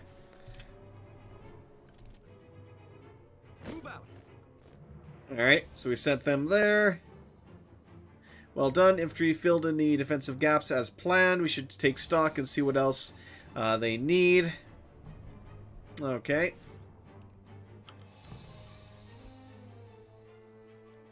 Ah, yes. Despite the language barrier, soldiers seem to get along. The soldiers will be tired from the transfer. They need to be on the defensive duty for now. So, as long as they're gray, they're on defensive. So they can still be actively used in the defense, but they cannot attack. Okay. That makes sense. Region, split nationality. Had a little French from high school. Learning a language in a classroom is a whole lot different than being surrounded by it. Common soldiers seem to get on great, but the officers seem frustrated. They would exchange information, coordinate attacks, but they wouldn't take orders from each other. Of course not. Why would they? Everyone thinks they're the #1 opinion that needs to be respected. They have to deal with the concept of disunity of command. Certain nationalities gain reduced morale when stacked together. 3 groups, Britain, Canadian, Australian, and Indian, form Group 1. France is Group 2, and American is Group 3. Units from more than one group are in the same region. All units suffer a minor morale penalty. Belgium can stack Groups 1 and 2. The Central Power does not suffer from disunity of command. I see. Ensure your orders. Remember to check this up here. Yes, of course. Move 2 French Tank Battalion units to the Chateau. Of course.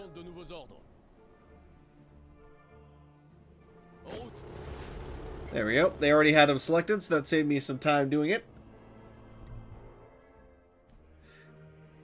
Let me actually move this somewhere else here. Whoops. That's the wrong thing I meant to move. There we go. And again, I moved the wrong thing, apparently. Let's put this down here for now. I'll keep it out of the way. Alright. We have finished the objective. Preparation for battle. Commence. And this is the thing that seemed rather interesting, so we'll see how this works. Command granted us gold reserves for completing your orders. Vital resource used by officers to requisition all kinds of necessary items for the global theater. Okay. Which is, of course, in the bottom left corner here. They used to roll purchases on the theater command level, allows you to purchase new units such as tanks, aircraft, region structures, and use strategic abilities. One of the most important uses is to purchase supplies for the battles. You are granted additional gold reserves at the start of each turn. Okay. Victory at Catalan-sur-Mer will put German forces on the location to that location. Relieve some of the pressure at Chateau Thierry. I cannot French apparently. Good outcome here could also give the people back some home positive news. Okay. So we have to reinforce the troops at Montmiral and capture that location within 2 turns. Okay.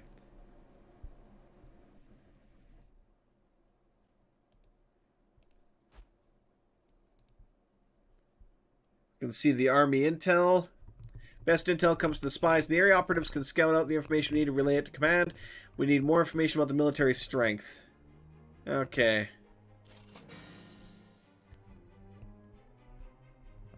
Region.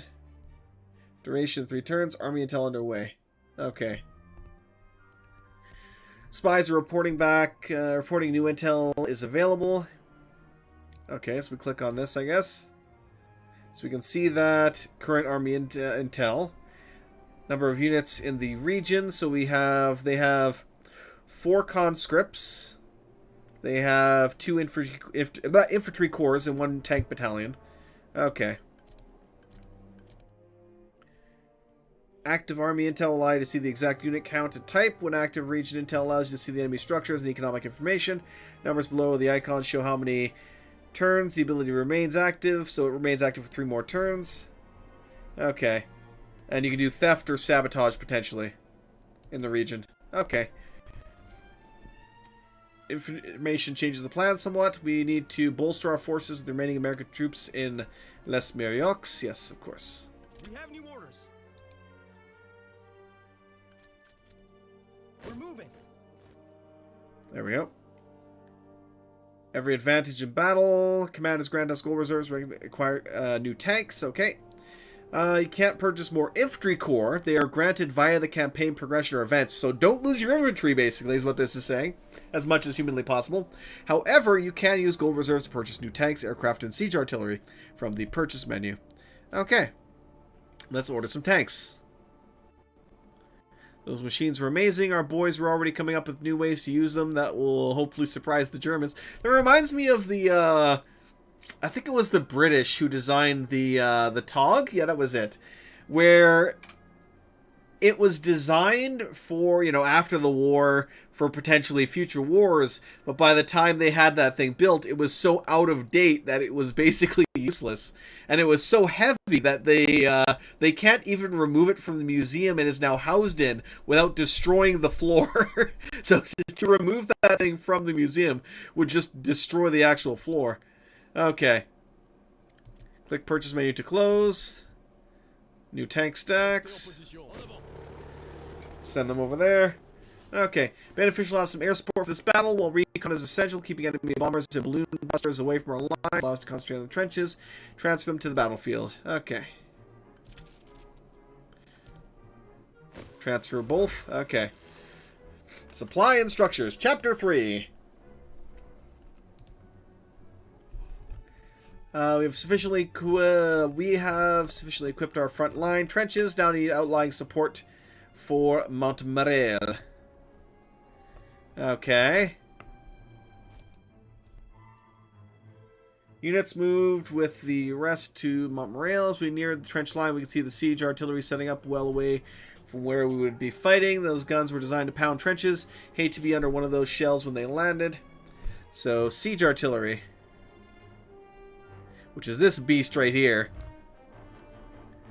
Unique units, they do not appear on the battlefield. They allow you to use siege bombardment in battles. They do not affect you to disunity of command. Any siege artillery in the region, when it is captured, will be lost. So yes, do not lose your siege artillery. Because then they can be used against you, and that would be most unfortunate. Just as we depend on spies to gain information, so does the enemy. We should set up counterintelligence to prevent them from learning about our offensive. Counterintel, which of course costs money to do. It was a success and will have a duration of 5 turns. Use gold reserves to bolster our troops and add firepower to the lines. On the battlefield, however, supply is needed and is very necessary. Soldier without ammunition or bandages is a soldier who cannot fight. And food. Don't forget about food. Because food is just as important. Because, as they say, an army runs on its stomach. And you would be shocked at how much food an army uses up in a very short amount of time. Artillery cannon with no shells, nothing but a rock to hide behind, indeed. Regional supply. Each unit on the strategic map, without exception of siege artillery, grants a set amount of supply to the region, refreshed for each battle. Our packs contain our essentials, rounds of ammunition, some first aid supplies, and hygiene necessities. There's no way we can carry enough ammunition for an extended battle. Supply trucks could bring in what we need. If we had more permanent storage solution, we could fight without worry. Okay. Supply depots. We can see it has the supply pipeline here. And how much supply we have currently. Well, this is to upgrade the depot to 600. So right now the supply pipeline we have is 400 coming in, and our regional supply right now is 900. They will allow us to store what we need for combat in a safe location, keep it reserved for the region. We can only use what supply your troops carry with them. So let's go ahead and build that then. Don't know why, but seeing as the depot secured behind the ridge gave me a feeling of security. Knew at least that we're going to lose this battle because we ran out of supplies. Ran out of bullets, yes. One less thing to worry about, indeed. 6 different structures available in the campaign, each with its own bonuses, all of them multiple levels to increase their power to upgrade. There's obviously the airfields, medical tent, repair for the tanks. I'm assuming that's food, defenses, and then of course storage. There we go. Defensive battles. Onwards to the defense. I believe we're as prepared as we can be. Once our troops are rested and in position, we will begin the battle. We can defend if the enemy attacks for now. Wait for their orders. You are dismissed. End the turn. Can it actually get a highlight here and tell me what these are? No, it won't let me. Damn. Oh well. It'd be nice to actually see more detail about each of those different things. We also have research as well. Which, there we go. Enemy spy in Châtillon, Somalia, which is somewhere.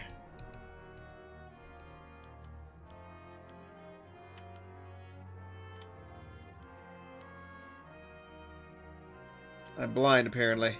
Oh. Learn is that any increase in spy activity usually means the enemy is probing for a good reason. Officers know this too and are prepping for an attack. AI will probe with espionage to see where you are weak. They can use this indication of where attacks will happen.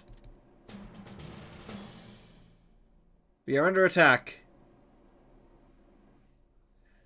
Looks like they have 3 tanks. We don't have any tanks. They have 6 artillery. They have a couple 8 fighters. This is going to be interesting. Knowing what forces you and the enemy have before the battle is key to planning an effective attack or defense strategy. At least we're defending, so we have the advantage to that, but they have a lot more troops, so we'll see how this goes. Recon teams were inefficient, or our recon teams were efficient. Between the ground and the scouts and aerial recon, we had at least some idea what the Germans could throw at us.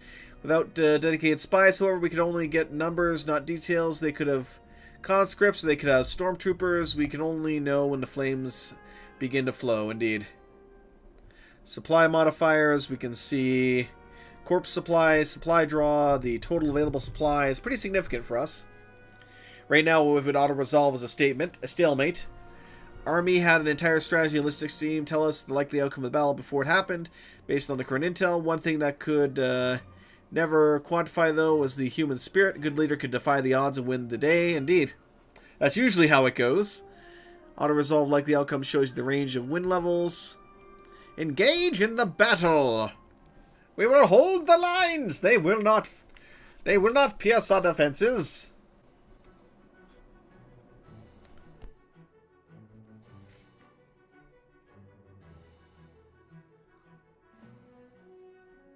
Now loading, please wait. Continue. Ah, yes, beautiful. And right here is the interesting part. This is where this game really intrigues me. We have the front line, pre-battle. I am Adjutant Chief Gania. Lieutenant Colonel Laurent has spoken highly of you Americans and your ability to get things done. Pre-battles begin with a pre-battle phase, which allows you to set up your trench lines, initial troop placement before starting the actual battle. The map is divided into 3 sections. Each faction has their home territory where they can build and deploy. Between them is no man's land where nothing can be built. So we can actually navigate through the map. We have the no man's land right here, and then we of course have the enemy's defenses. Look around and get your bearings. Battle will be soon upon us. Get familiar with the territory. Benefits to you. You can shrink the minimap, of course. Okay. Already some trenches in place before we arrived. You can tell some of them have been here longer than others by how well they are built. Like this one right here is well built, this one not so much. Some were dirt walls barely held in place by planks. Others had wood walls and concrete reinforcement. First time fighting in a specific location, battle will begin with the pre-placed trenches. You are free to use them or replace them as you see fit. Any trenches you build will remain in place in all future battles in that location unless they are destroyed or you lose control of the region. Ooh, boy. That's exactly what I was hoping to see, because that sounds really cool. I love persistence. I really, really love persistence like that. So this is looking really good. So we can have the improved firing trench, the basic firing trench, advanced firing trench.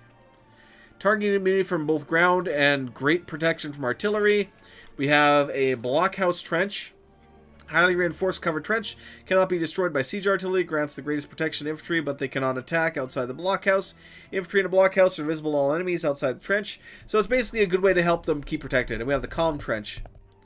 Gain a large bonus to movement speed. Cannot be garrisoned. Light tanks can cross this type of trench. We also have these defensive bunkers and such here. Alright, looking around, the soldiers were digging even more trenches attached to the earlier ones we saw.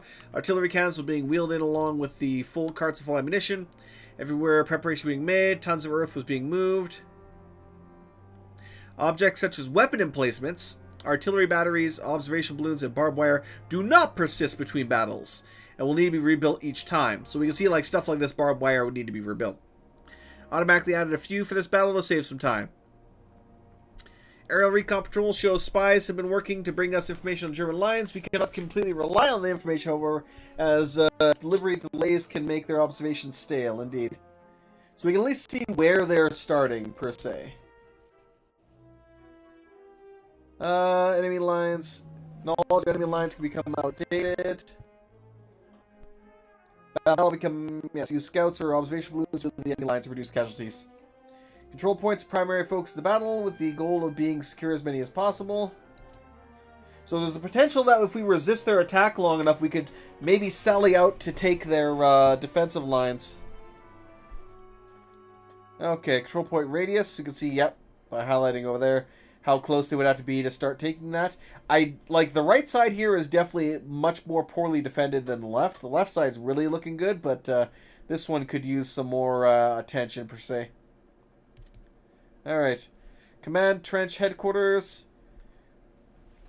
Yeah, this is the HQ. Center of Operation. The key position that must be protected at all costs.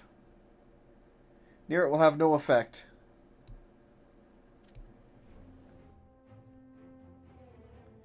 It's a busy place. Messages constantly run in and out. Orders were given and received, and the maps were studied and decisions made. Losing this place to the enemy would indeed be a huge blow to the battlefield. Infantry assigned to command trench are completely immune to damage from the outside. In addition, command trench is immune to siege artillery blasts. Infantry stationed inside cannot fire at targets outside the trench. Understandable. First assignment will be to aid in shoring up our damaged defense, which is what I thought over here. Right flank by position took some damage in the last battle. Needs you men to repair and reinforce there. Engineers categorize things for you to do. You'll know what's available to use. We have multiple types of trenches to serve different purposes. Familiarize yourself with them. The trench tab. Improved firing trench.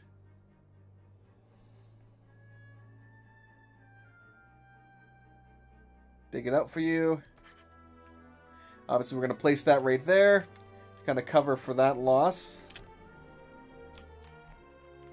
Is there somewhere specific you want this? Build another one.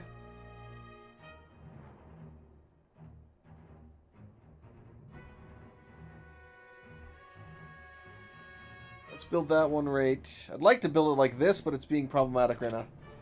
Okay, trench upgrading. Upgrade previously built trenches by placing a higher level version on top of it, or by clicking... You can remove it by clicking the X button. Okay. Column trench.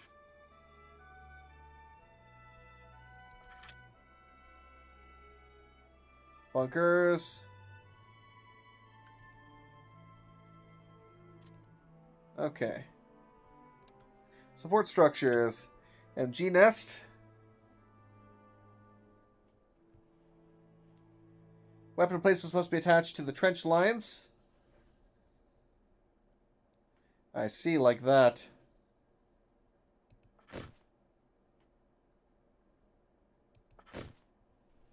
There we go.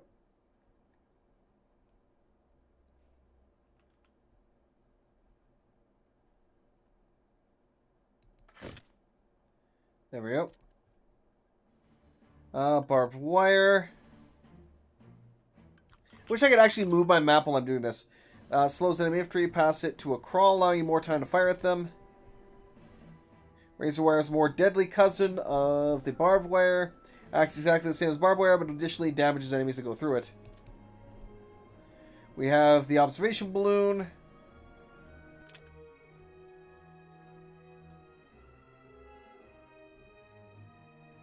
Is it infinite? Indeed.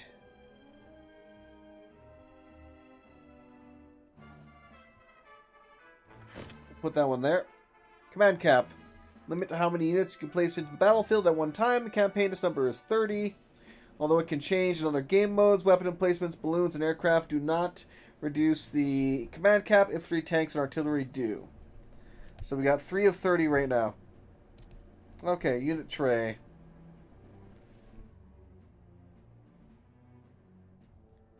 If unit uses a command cap, it appears in the unit tray in the bottom center of the screen, which would be our heavy field artillery, which we can see where they're kind of located just by highlighting them.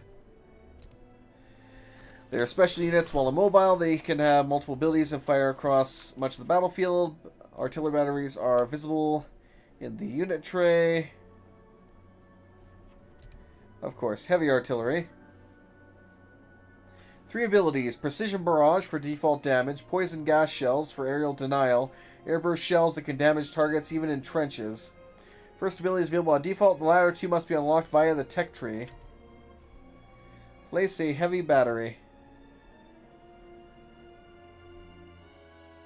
That'll cover most of the, Place another one.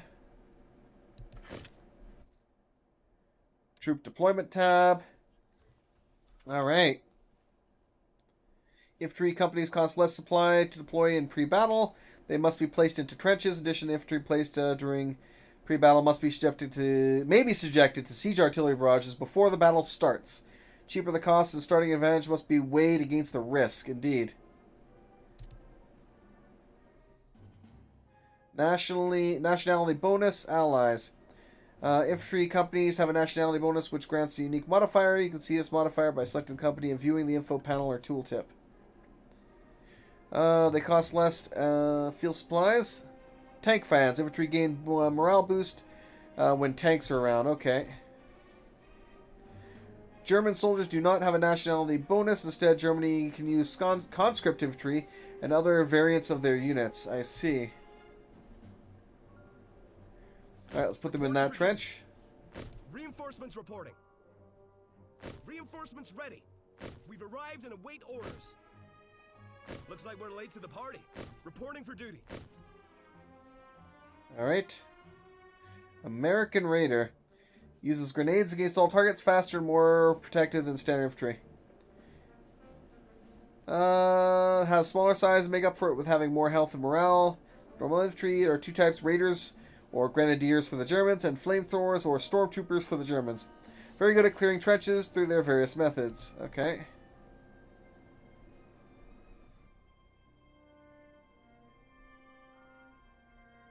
Reporting for duty. Alright, reinforcements. Tanks cost much less to place in pre-battle phase. Unlike infantry, tanks can be placed anywhere in friendly territory. Oh, good. I can actually move my freaking camera now. That's nice.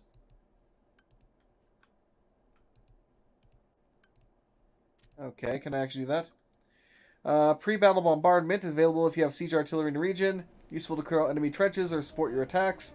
Potentially destroy the trenches themselves because of the high cost and randomness of the fire. Best used when you are the attacker and planning a massive assault. Okay. How you spend your supplies in pre-battle is the key element to the game. Any supply you do not spend in pre-battle will be added to the reserve once the battle starts. Must balance the need to have more defensive units, where defense is built in pre-battle, versus the need for reinforcements, artillery, and aircraft, and other abilities in battle. Okay. Begin battle, finally. Waiting was hell, with nothing to do in your mind. Taking some dark places, initial intel, people mostly got it right. Sometimes the only clue we have about the battle is once it begins. Ah, yes. Volunteer for the reserve. Ready. The sooner it comes, the better for us, indeed. Begin!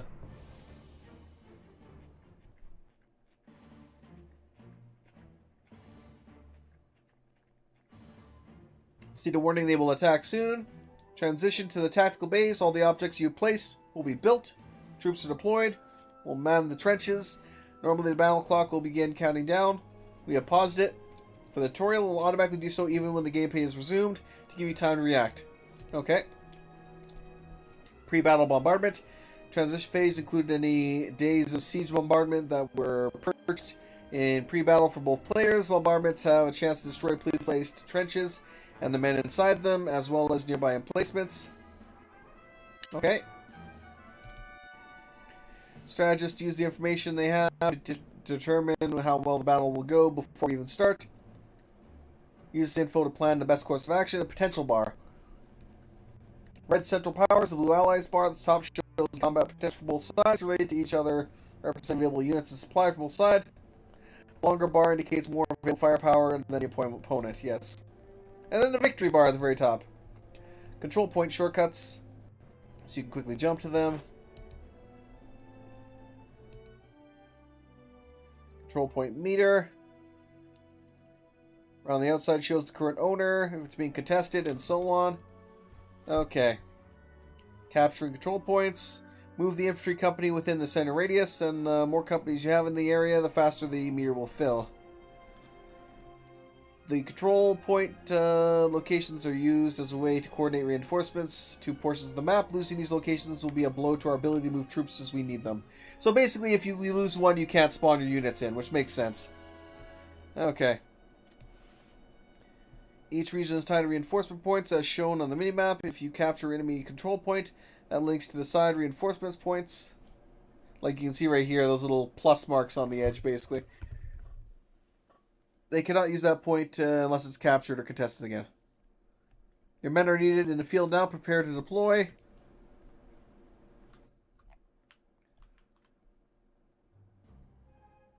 Okay. Unlike pre-battle, units can be told to reinforce onto the open ground or trenches. Units will spawn at the available point closest. Okay. Reinforcements reporting. Reinforcements ready. Actually, I placed that one in the wrong spot. Make sure they are properly behind the defenses when they arrive. Okay. Game speed indicators, of course.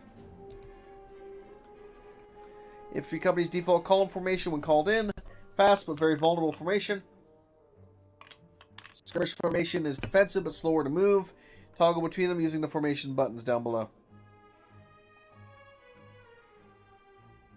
Stand by for orders. Ready yourselves. On the line. Let's put you actually. I would actually put you over there. Okay. Watch your troops see the map before continuing. Attention. Alright. Units and structures like weapon placements can see across the battlefield only so far. Where they can see is called the fog of war. Distance, hills, trenches, and other obscure your view. Blocking your ability to attack or see enemy movement. Raise the balloons. Launch the observation balloons. Egads, the enemy is here. Oh wow, there's their defenses. You can see their artillery there in the back. Yep, field mortars, field mortars. Watch your vision increase when the balloon finishes for continuing. They have their field artillery. I'd like to bombard this if I could. Our time is paid off. The observers, the balloon, that heavy artillery is good for damaging enemy targets. The units cannot regain lost health or morale. Sometimes useful events to weaken the enemy units before they. Units in the tactical can be selected by tray. Préparez-vous, soldats. Préparez-vous à recevoir les ordres de tir. On a nos cibles. Chargez l'artillerie. Feu. Établissez les positions. Pilonnez cette position. Équipe prête. Alright, let's take out as much of their artillery as possible. Préparez-vous, soldats. Tirez avec toute l'artillerie. Heavy field artillery. There we go. We'll see how that goes. To must learn their uses. Okay. Select precision barrage button. Préparez un barrage total. Okay. On a nos cibles. Artillery ability activation.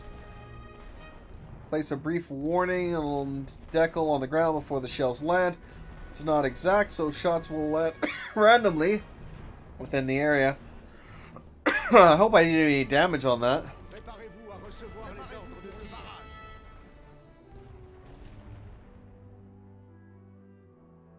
Feu. Okay. Chargez l'artillerie. Alright, continue. Watch out the incoming artillery fire. Oh boy, that's not good. Those trenches are full. Ouch. Always show a brief warning on the ground before it lands. Units in the blockhouse and command trenches are immune. We have new orders. Ready on the fire step. Try and recall my troops over. We have new orders. If you pay close attention to the morale of your men with high morale will willingly go over the top. Low morale like to break and run the first sound of rifle. Click the withdraw button. Stand by for orders. We're withdrawing. Okay, we'll witness that before continuing. Run away, men! Run away! And they vanished into thin air. Keep your eyes open for enemy activity. Observe the battlefield. Établissez les positions. Équipe prête. Préparez-vous, soldats. Looks like they're moving troops towards location X. They are planning on assaulting our right flank around location A. Indeed.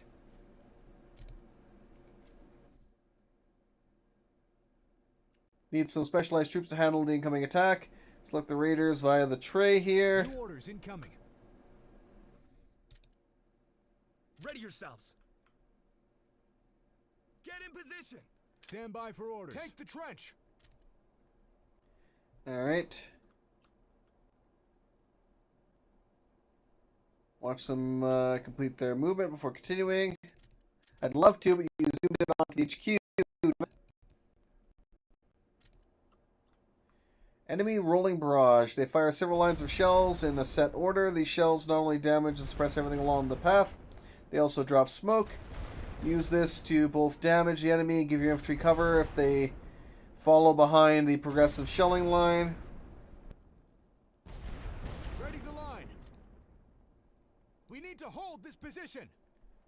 Okay. Going over the top, prepare your defenses. Okay.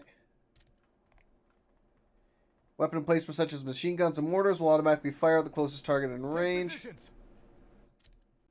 Get in position. Alright.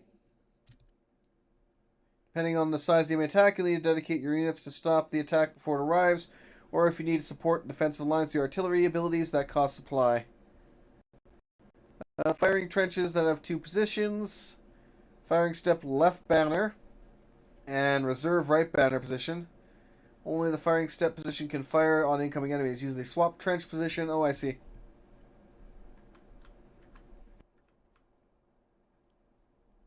So, for example, Get ready. Dig in, boys.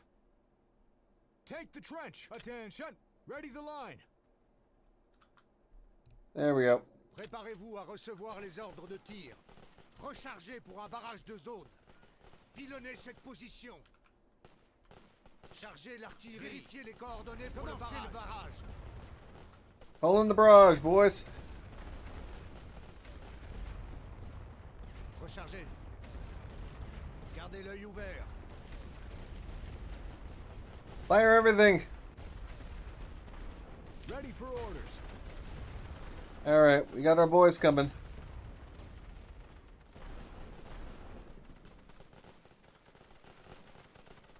Get in there, faster, faster, faster. Vérifiez vos munitions. Swap them out. There we go. Alright, now our grenadiers can do their thing. New orders incoming. Let's see if we can slow this down here slightly.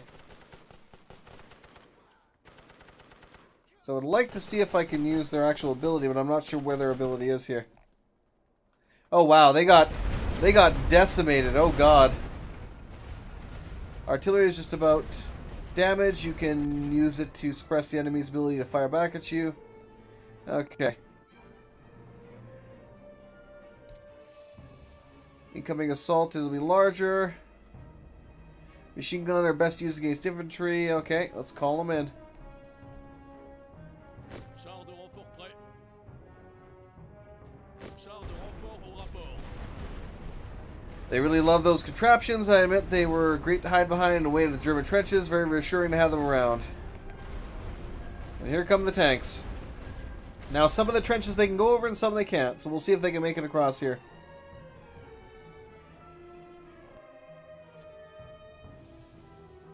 There's those tanks in position. The attack is incoming, so they were able to get over those trenches. Defeat the second wave. Établissez les positions. Établissez le barrage avec toute l'artillerie. Équipe prête. Préparez un barrage total. On a nos cibles. Préparez-vous, soldats. Feu. Préparez-vous à recevoir les ordres de tir. Chargez l'artillerie. Hammer 'em, lads. Commencez le barrage. Rattle 'em, boys. Where the tanks at? Where the tanks at? Oh, they're still making their way around the lines, apparently.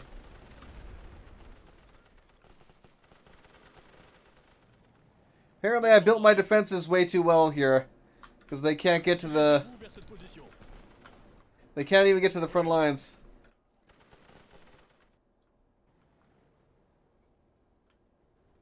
Ha! On y va. En route. Move. En avant. Dirigez-vous vers cette position. Alright, incoming air. Dispatch fighters and bombers have 2 missions, each they can perform. Fighters can threaten our balloons. It's up to you to decide if you want to lower them or not.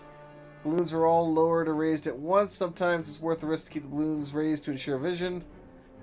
Aircraft are not deployed like other units and never take up command camp. As long as you have air wings present in the region, you can dispatch them during the battle.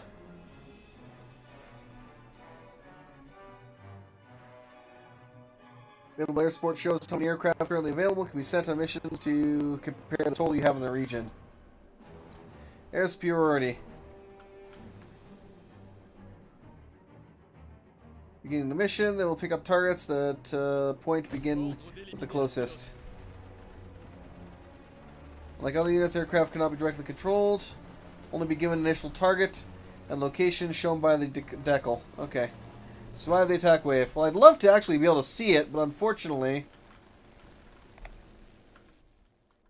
Établissez les positions.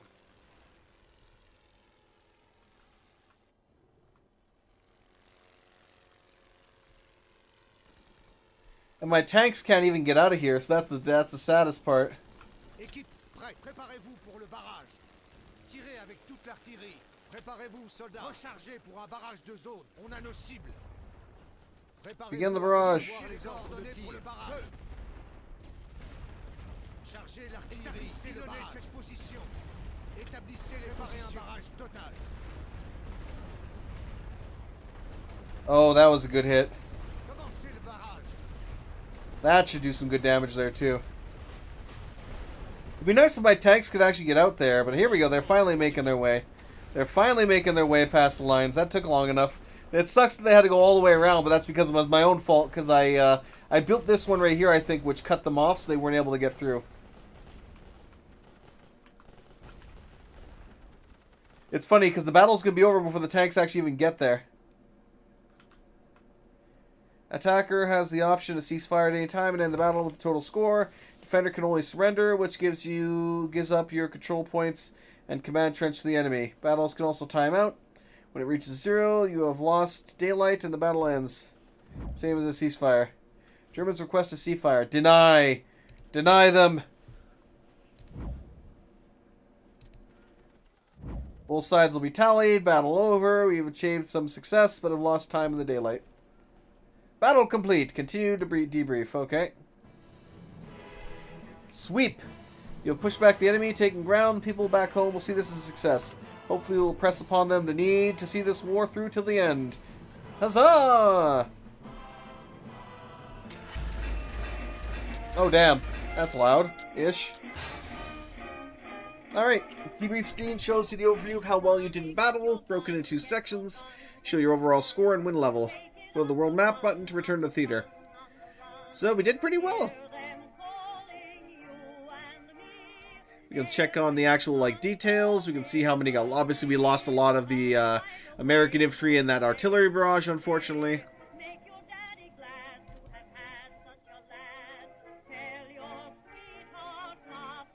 All right, to the world. Oh god, that's glitchy. Oh god, my eyes. That was weird. Infantry companies can use the grenades while moving, even when moving through a trench line. Interesting. Interesting indeed. Still, I have to say this was definitely a fun one. I'm not sure how much more this will continue. Great victory.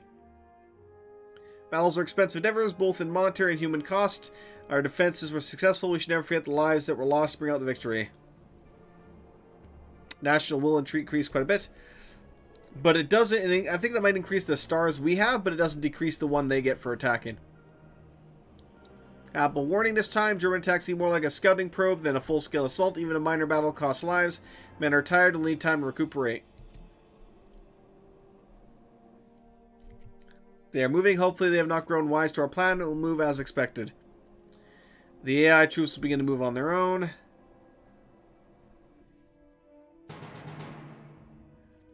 A new month begins. War continues. Command uses the time to send out new orders, refresh expenditures, and rebuild lost infrastructure.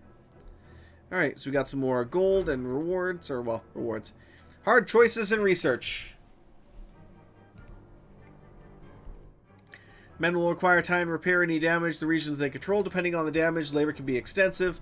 Maybe take much more than 1 month to bring the region back to full strength. Any damaged territories are not involved in this sort of defense action will recover a star. Okay. Seems our men have recovered from their fatigue, but the enemy is still exhausted. We can use this to our advantage. So we have a couple of choices here. Oh, interesting. Knowledge isn't free.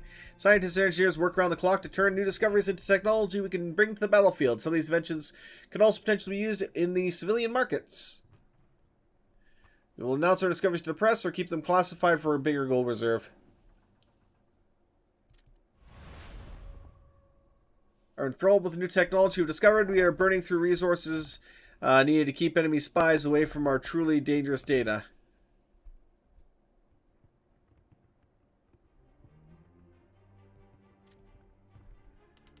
It's a vital part of war. Can find a new combat strategy, develop a new weapon, we gain an edge in battle and win the war. To the research screen. Oh god, now that's a research screen. That's actually pretty extensive, honestly. It's not too bad. Okay. Broken down research into different avenues we could go for. Infantry, obviously. Improved helmets.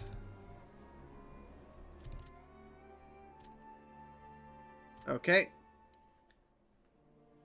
You can see how many research points you have to spend in the upper right corner. Large number of hexagons around the center. How many points you have spent in each branch. So 14 points have been spent in this one. You can see with all the green lines going to everything. So we have the flame warfare. We could get blast impact. Standard soldier grenade, now suppressed machine gun nests. That's actually sounds really good. Okay. Different nodes we can see and what they give us. Mission intel, improved helmets, fighter planes, and so on. Of course, detailed info. On death from above. Undermine attacks and field commander battles. We can see the cost for that there too. Like this one will cost 3 research and so on. This one will cost 2 for chlorine gas. We got mustard gas. Oh, that's a bad one. Yeah, mustard gas is the big one.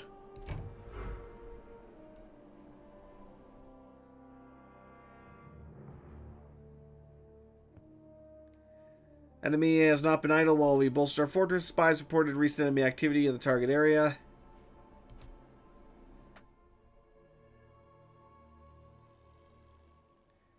Okay.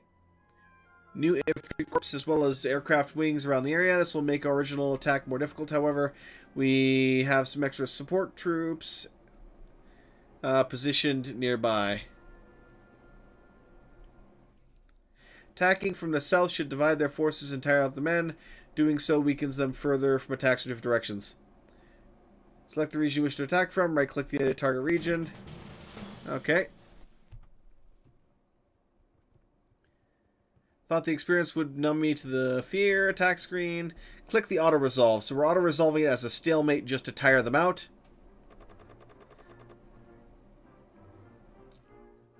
Okay. Results of your battle will show up there. You can select here to get a recap of it. So we went down by 10. Battle fatigue, disunity of command, obviously, with so we've got the British Corps in here as well as the American Corps. Post-battle fatigue. Gains a level of battle fatigue, reduces max morale in all infantry of the region, indeed. Supply conversion. Fielding units, building trenches and defenses, and using artillery and other abilities can rapidly drain supply. You can use the purchase button to buy more supplies with gold. They work quickly to make their ammunition, uniforms, and food and other supplies we needed. Alright, let's close that menu. Now we can actually go on with the main attack, where we can actually properly attack and engage a battle. And we can see they already have fatigue, so that's going to help us with our attack. Which should be nice.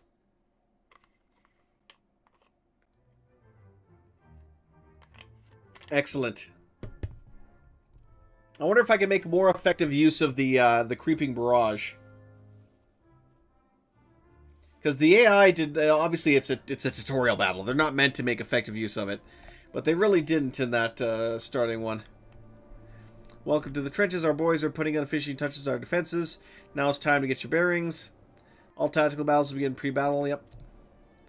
Trenches have the smell, fresh earth, gunpowder, and all that. Of course, persistence being mentioned again. Short-term goals. While a great victory is needed to reduce the region's stars, achieving a small victory is better than the long run. Even a minor victory will help whittle down the enemy's national will, which is a step towards winning the campaign.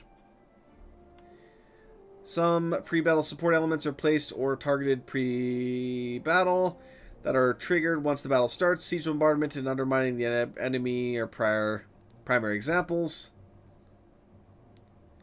Undermine explosives. Underground tunnel containing a massive amount of explosives used to destroy a section of the enemy front line. Can be detonated using the battle phase. Okay.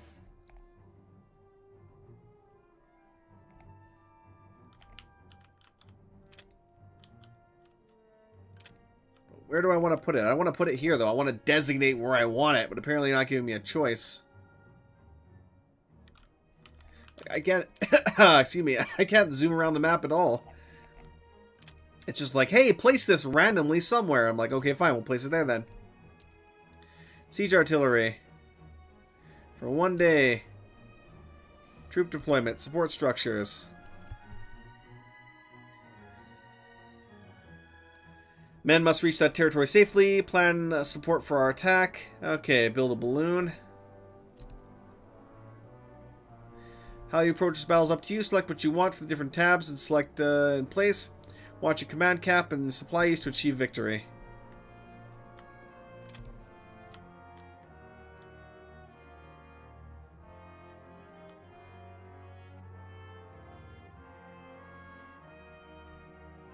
Alright, we'll put that in there. Observation balloon.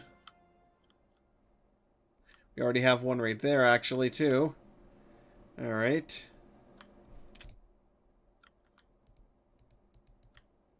I can't even move that anymore, which is kind of annoying. Okay.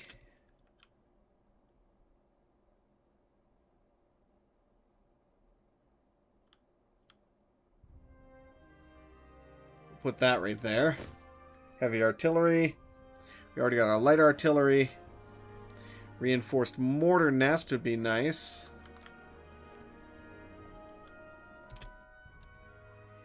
Troop deployment. Au rapport. Au rapport. Au rapport.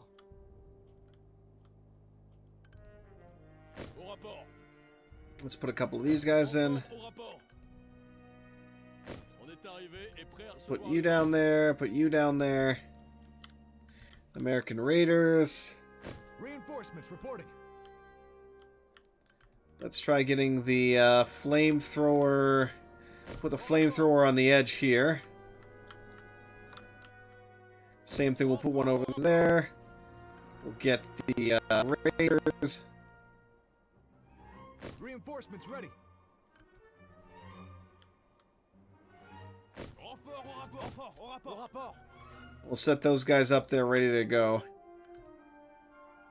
We've arrived and await orders. Alright. I'll save the rest of my command cap and supplies for the moment, I think. Well, we'll put one more...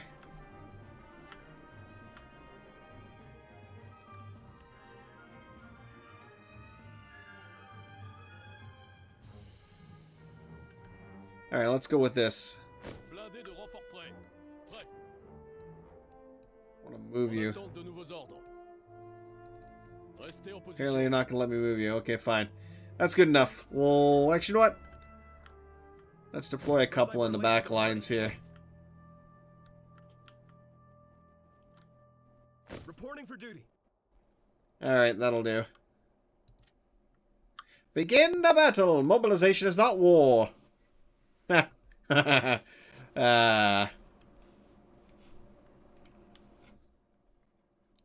If you want peace, prepare for war, as they say. Alright. Siege bombardment must have had some effect. Let's raise the balloons in the sea.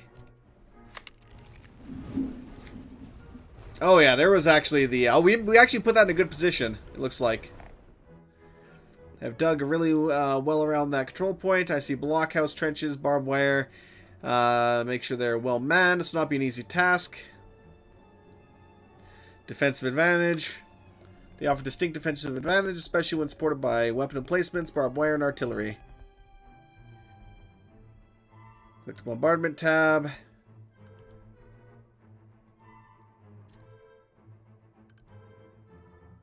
Alright, undermine reaction. Observe the explosion before continuing. Boom. I'd love to observe it, but you actually kind of, you know, messed up with my view. So the good thing here is that we've destroyed their front line, took out some of their a significant amount of their actual defenses there. Air support, bombing run mission. Let's see if we can get rid of their machine gun bunker here. That would help us out significantly. Chargez les munitions pour un bombardement. Okay. But that definitely did a lot. Okay. Do I have... I didn't mean to do that.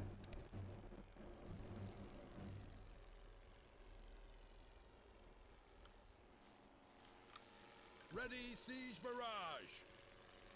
Target set.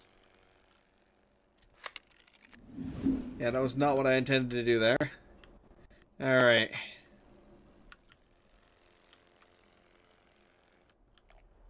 Now, let's slow this down for a hot second. Préparez-vous à recevoir les ordres. Alright, we'll move you guys up there. On a de nouveaux ordres.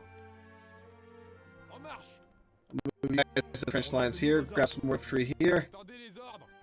Pull them in. De nouveaux ordres arrivent. On avance.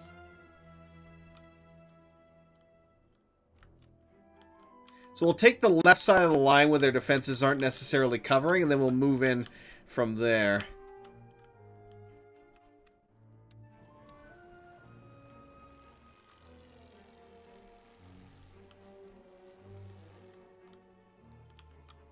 Looks like we took out some of their additional defenses there. Alright, let's see if we can hit them. How much? Where's our supply? We have a lot of supply. Let's hit that with quite a bit. A counter battery there on artillery here.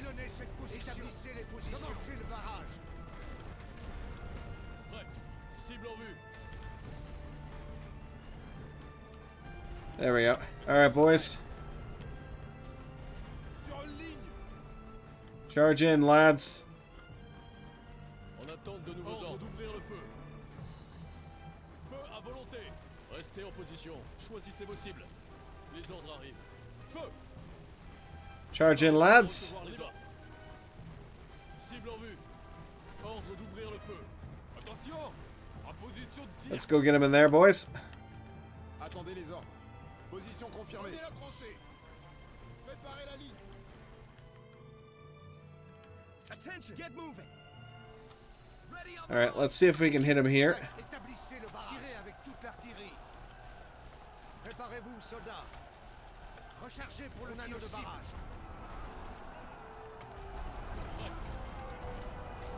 Oh yeah, they're fighting him pretty good there. Oh, there goes that. You didn't need that balloon, right? I didn't think so. Préparez-vous. Préparez les lance-flammes. Go get him, flamethrowers. On a de nouveaux ordres. Okay. We have new orders. We have new orders. Take firing position. Yeah, we were actually going to be... Well, we were more secure in there rather than anything, so let's move up. Restez en position. Dirigez-vous vers cette position. Attendez les ordres. Sur la ligne. Move up. Not be able to capture the control point. Enemy will remain in the area. Must clear them out. Indeed. Les ordres arrivent. On avance. Feu à volonté. Préparez-vous à recevoir les ordres de tir. Begin the bombardment. On a de nouveaux ordres. On doit tenir cette position. On a de nouveaux Get him, ordres. boys. Préparez-vous à tirer. Tenez-vous prêts. En position de tir. Stand by. You stay there. Ready on the fire step. Move up. Attendez les ordres. En marche. Feu à volonté. Ready yourselves. Fire at will. Préparez-vous à recevoir les ordres. Choisissez vos cibles. Let's quickly Ordre de tir de barrage donné. hit him there, boys. Tenez-vous prêts. En position de tir. Chargez. Attention. On y va. That's dealt with. We have new Beautiful. Suppression barrage is doing its job. They're being cleared out of here relatively quickly. Restez en position. Let's see if I can... Oh, shit, we're under attack there. We have new orders. Fire. Stand by for orders. Pick your targets. Attention. Feu. Les ordres arrivent. En avant. Ordre d'ouvrir le feu. Établissez les positions. Commencez le barrage. Hit him, boys. Artillery, go! Préparez-vous à recevoir les ordres. Feu à volonté. On a de nouveaux ordres. Oh, that's a good hit. Oh, they're getting hammered now. Ready yourselves. Firemen. Fire at will. Charge. Get in position. Let's charge in there, see if we can take them out. Attention. We need to go. On the double. Ready on the line. Move, move, move, move. So we almost got them cleared out of here. Let's order a couple of reinforcements. Reinforcements reporting. Reinforcements ready. Let's order some flamethrowers. Prêt. Choisissez vos cibles. Take that out if you can. We have new orders. Go get them, boys. Alright, they got wiped out. Move out. Take fire in En position. attente de nouveaux ordres. Take that out if you can. Oh, we haven't actually tried capturing this yet.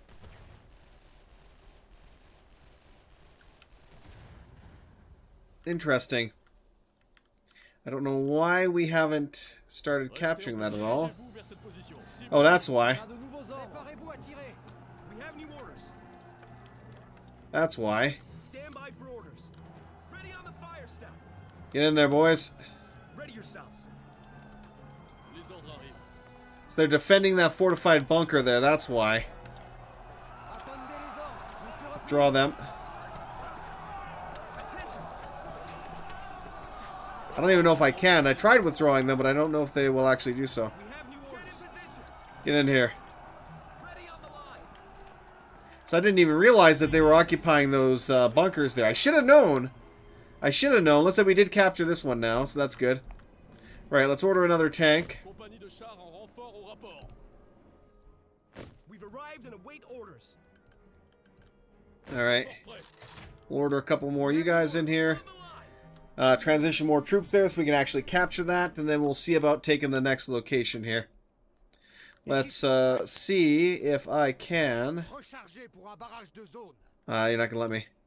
Alright. How about this? Alright, we'll take this over in no time there then.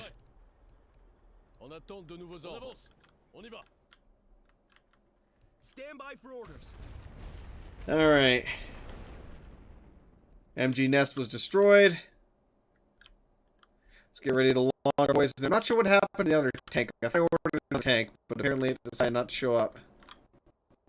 Got stuck somewhere. I don't know which. Ready yourselves. Take firing position. Okay, you go get all nice and comfortable there. You get nice and comfortable there. You get over there. And we're going to be charging up this other line here shortly.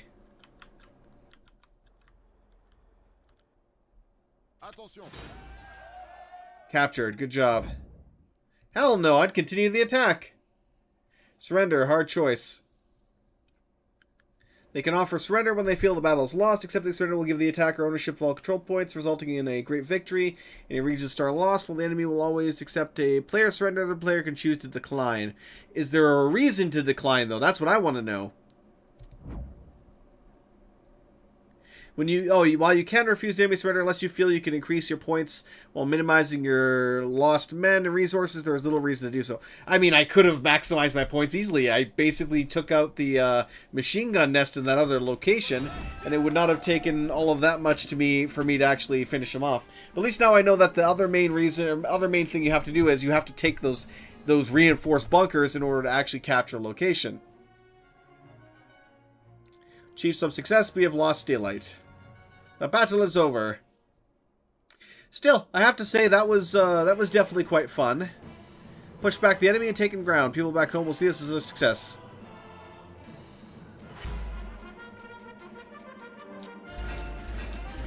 Achieved a great victory on attacker, reduces the reason defense by 1 star. So let's go to the world map. Oh god, that is, my eyes, it burns, That was pretty bad.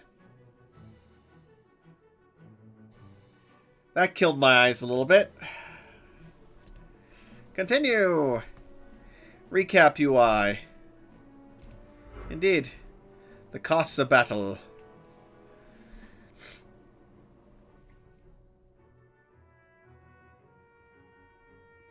Ordered to the location to help secure the region. Managed to find it. He was going home. One of his legs wasn't. He had gotten tangled up some barbed wire, got hit by an artillery shell, tries to put on a brave face, saying it could have been worse. I see the pain in his eyes. Automatic troop movement. Region swapping. Existing structures in the region. Capture region. Structures are taken over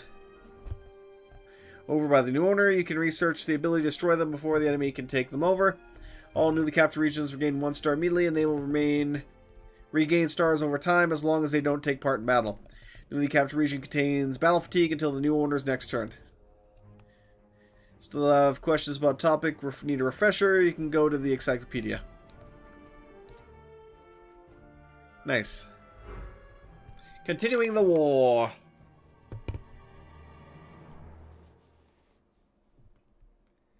Now that you've completed the tutorial, you are ready for new challenges. Try out the full campaign and see how well you do on the Western Front, or fight a historical battle and relive one of the famous battles of World War I. In the end, I still don't know exactly the reasons why the Great War started, or what it was intended to accomplish, but I do know what the results were. 4 empires that crumbled into history, and a bunch of changed borders. Ain't that the truth? Those changes couldn't wipe away the hard feelings that simmered after the war ended. Nope. I decided to continue my military career and eventually earned the rank of captain. Perhaps not the smartest move, as those hard feelings boiled over into another world war only a little over 20 years later. Yep. So yeah, I can choose to keep playing and see how far I get. I can exit the main menu. Keep playing. This late in the war, national will decline each turn. You can play until one side reaches 0. So it literally lets me play through an entire game, which is pretty freaking good. Attention. So one thing I can do, I mean, we have these guys which are still kind of getting refreshed here. Restez en position.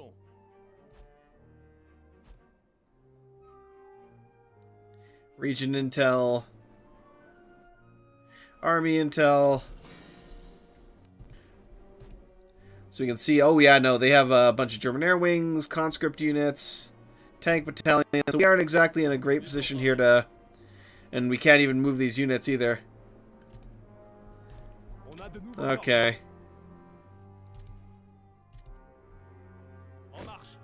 So I'll move those 2 here. Those 2 will go here. And of course I can also purchase new units. I can research some new tech. We've got logistics where we can increase the wartime taxes and such. Obviously we don't have any research points to work with right now. Could also purchase a couple of... ooh, we actually have the British tank battalions.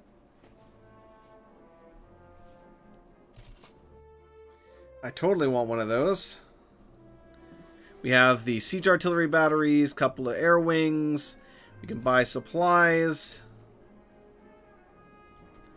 So there's a lot we could potentially do there. We also have, of course, this main city up here. We have new orders. Who do we have defending this? We have the British defending that, so Indian can go there.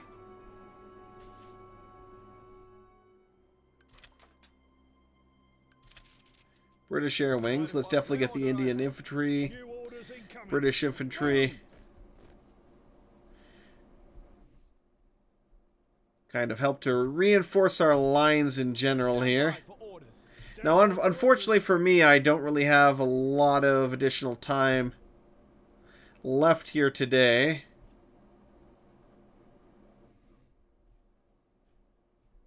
Move out.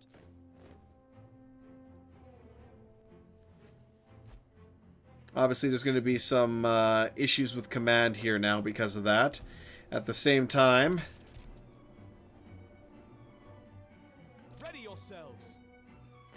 Got to reinforce the lines a little bit on each side here to make sure we're not going to be completely losing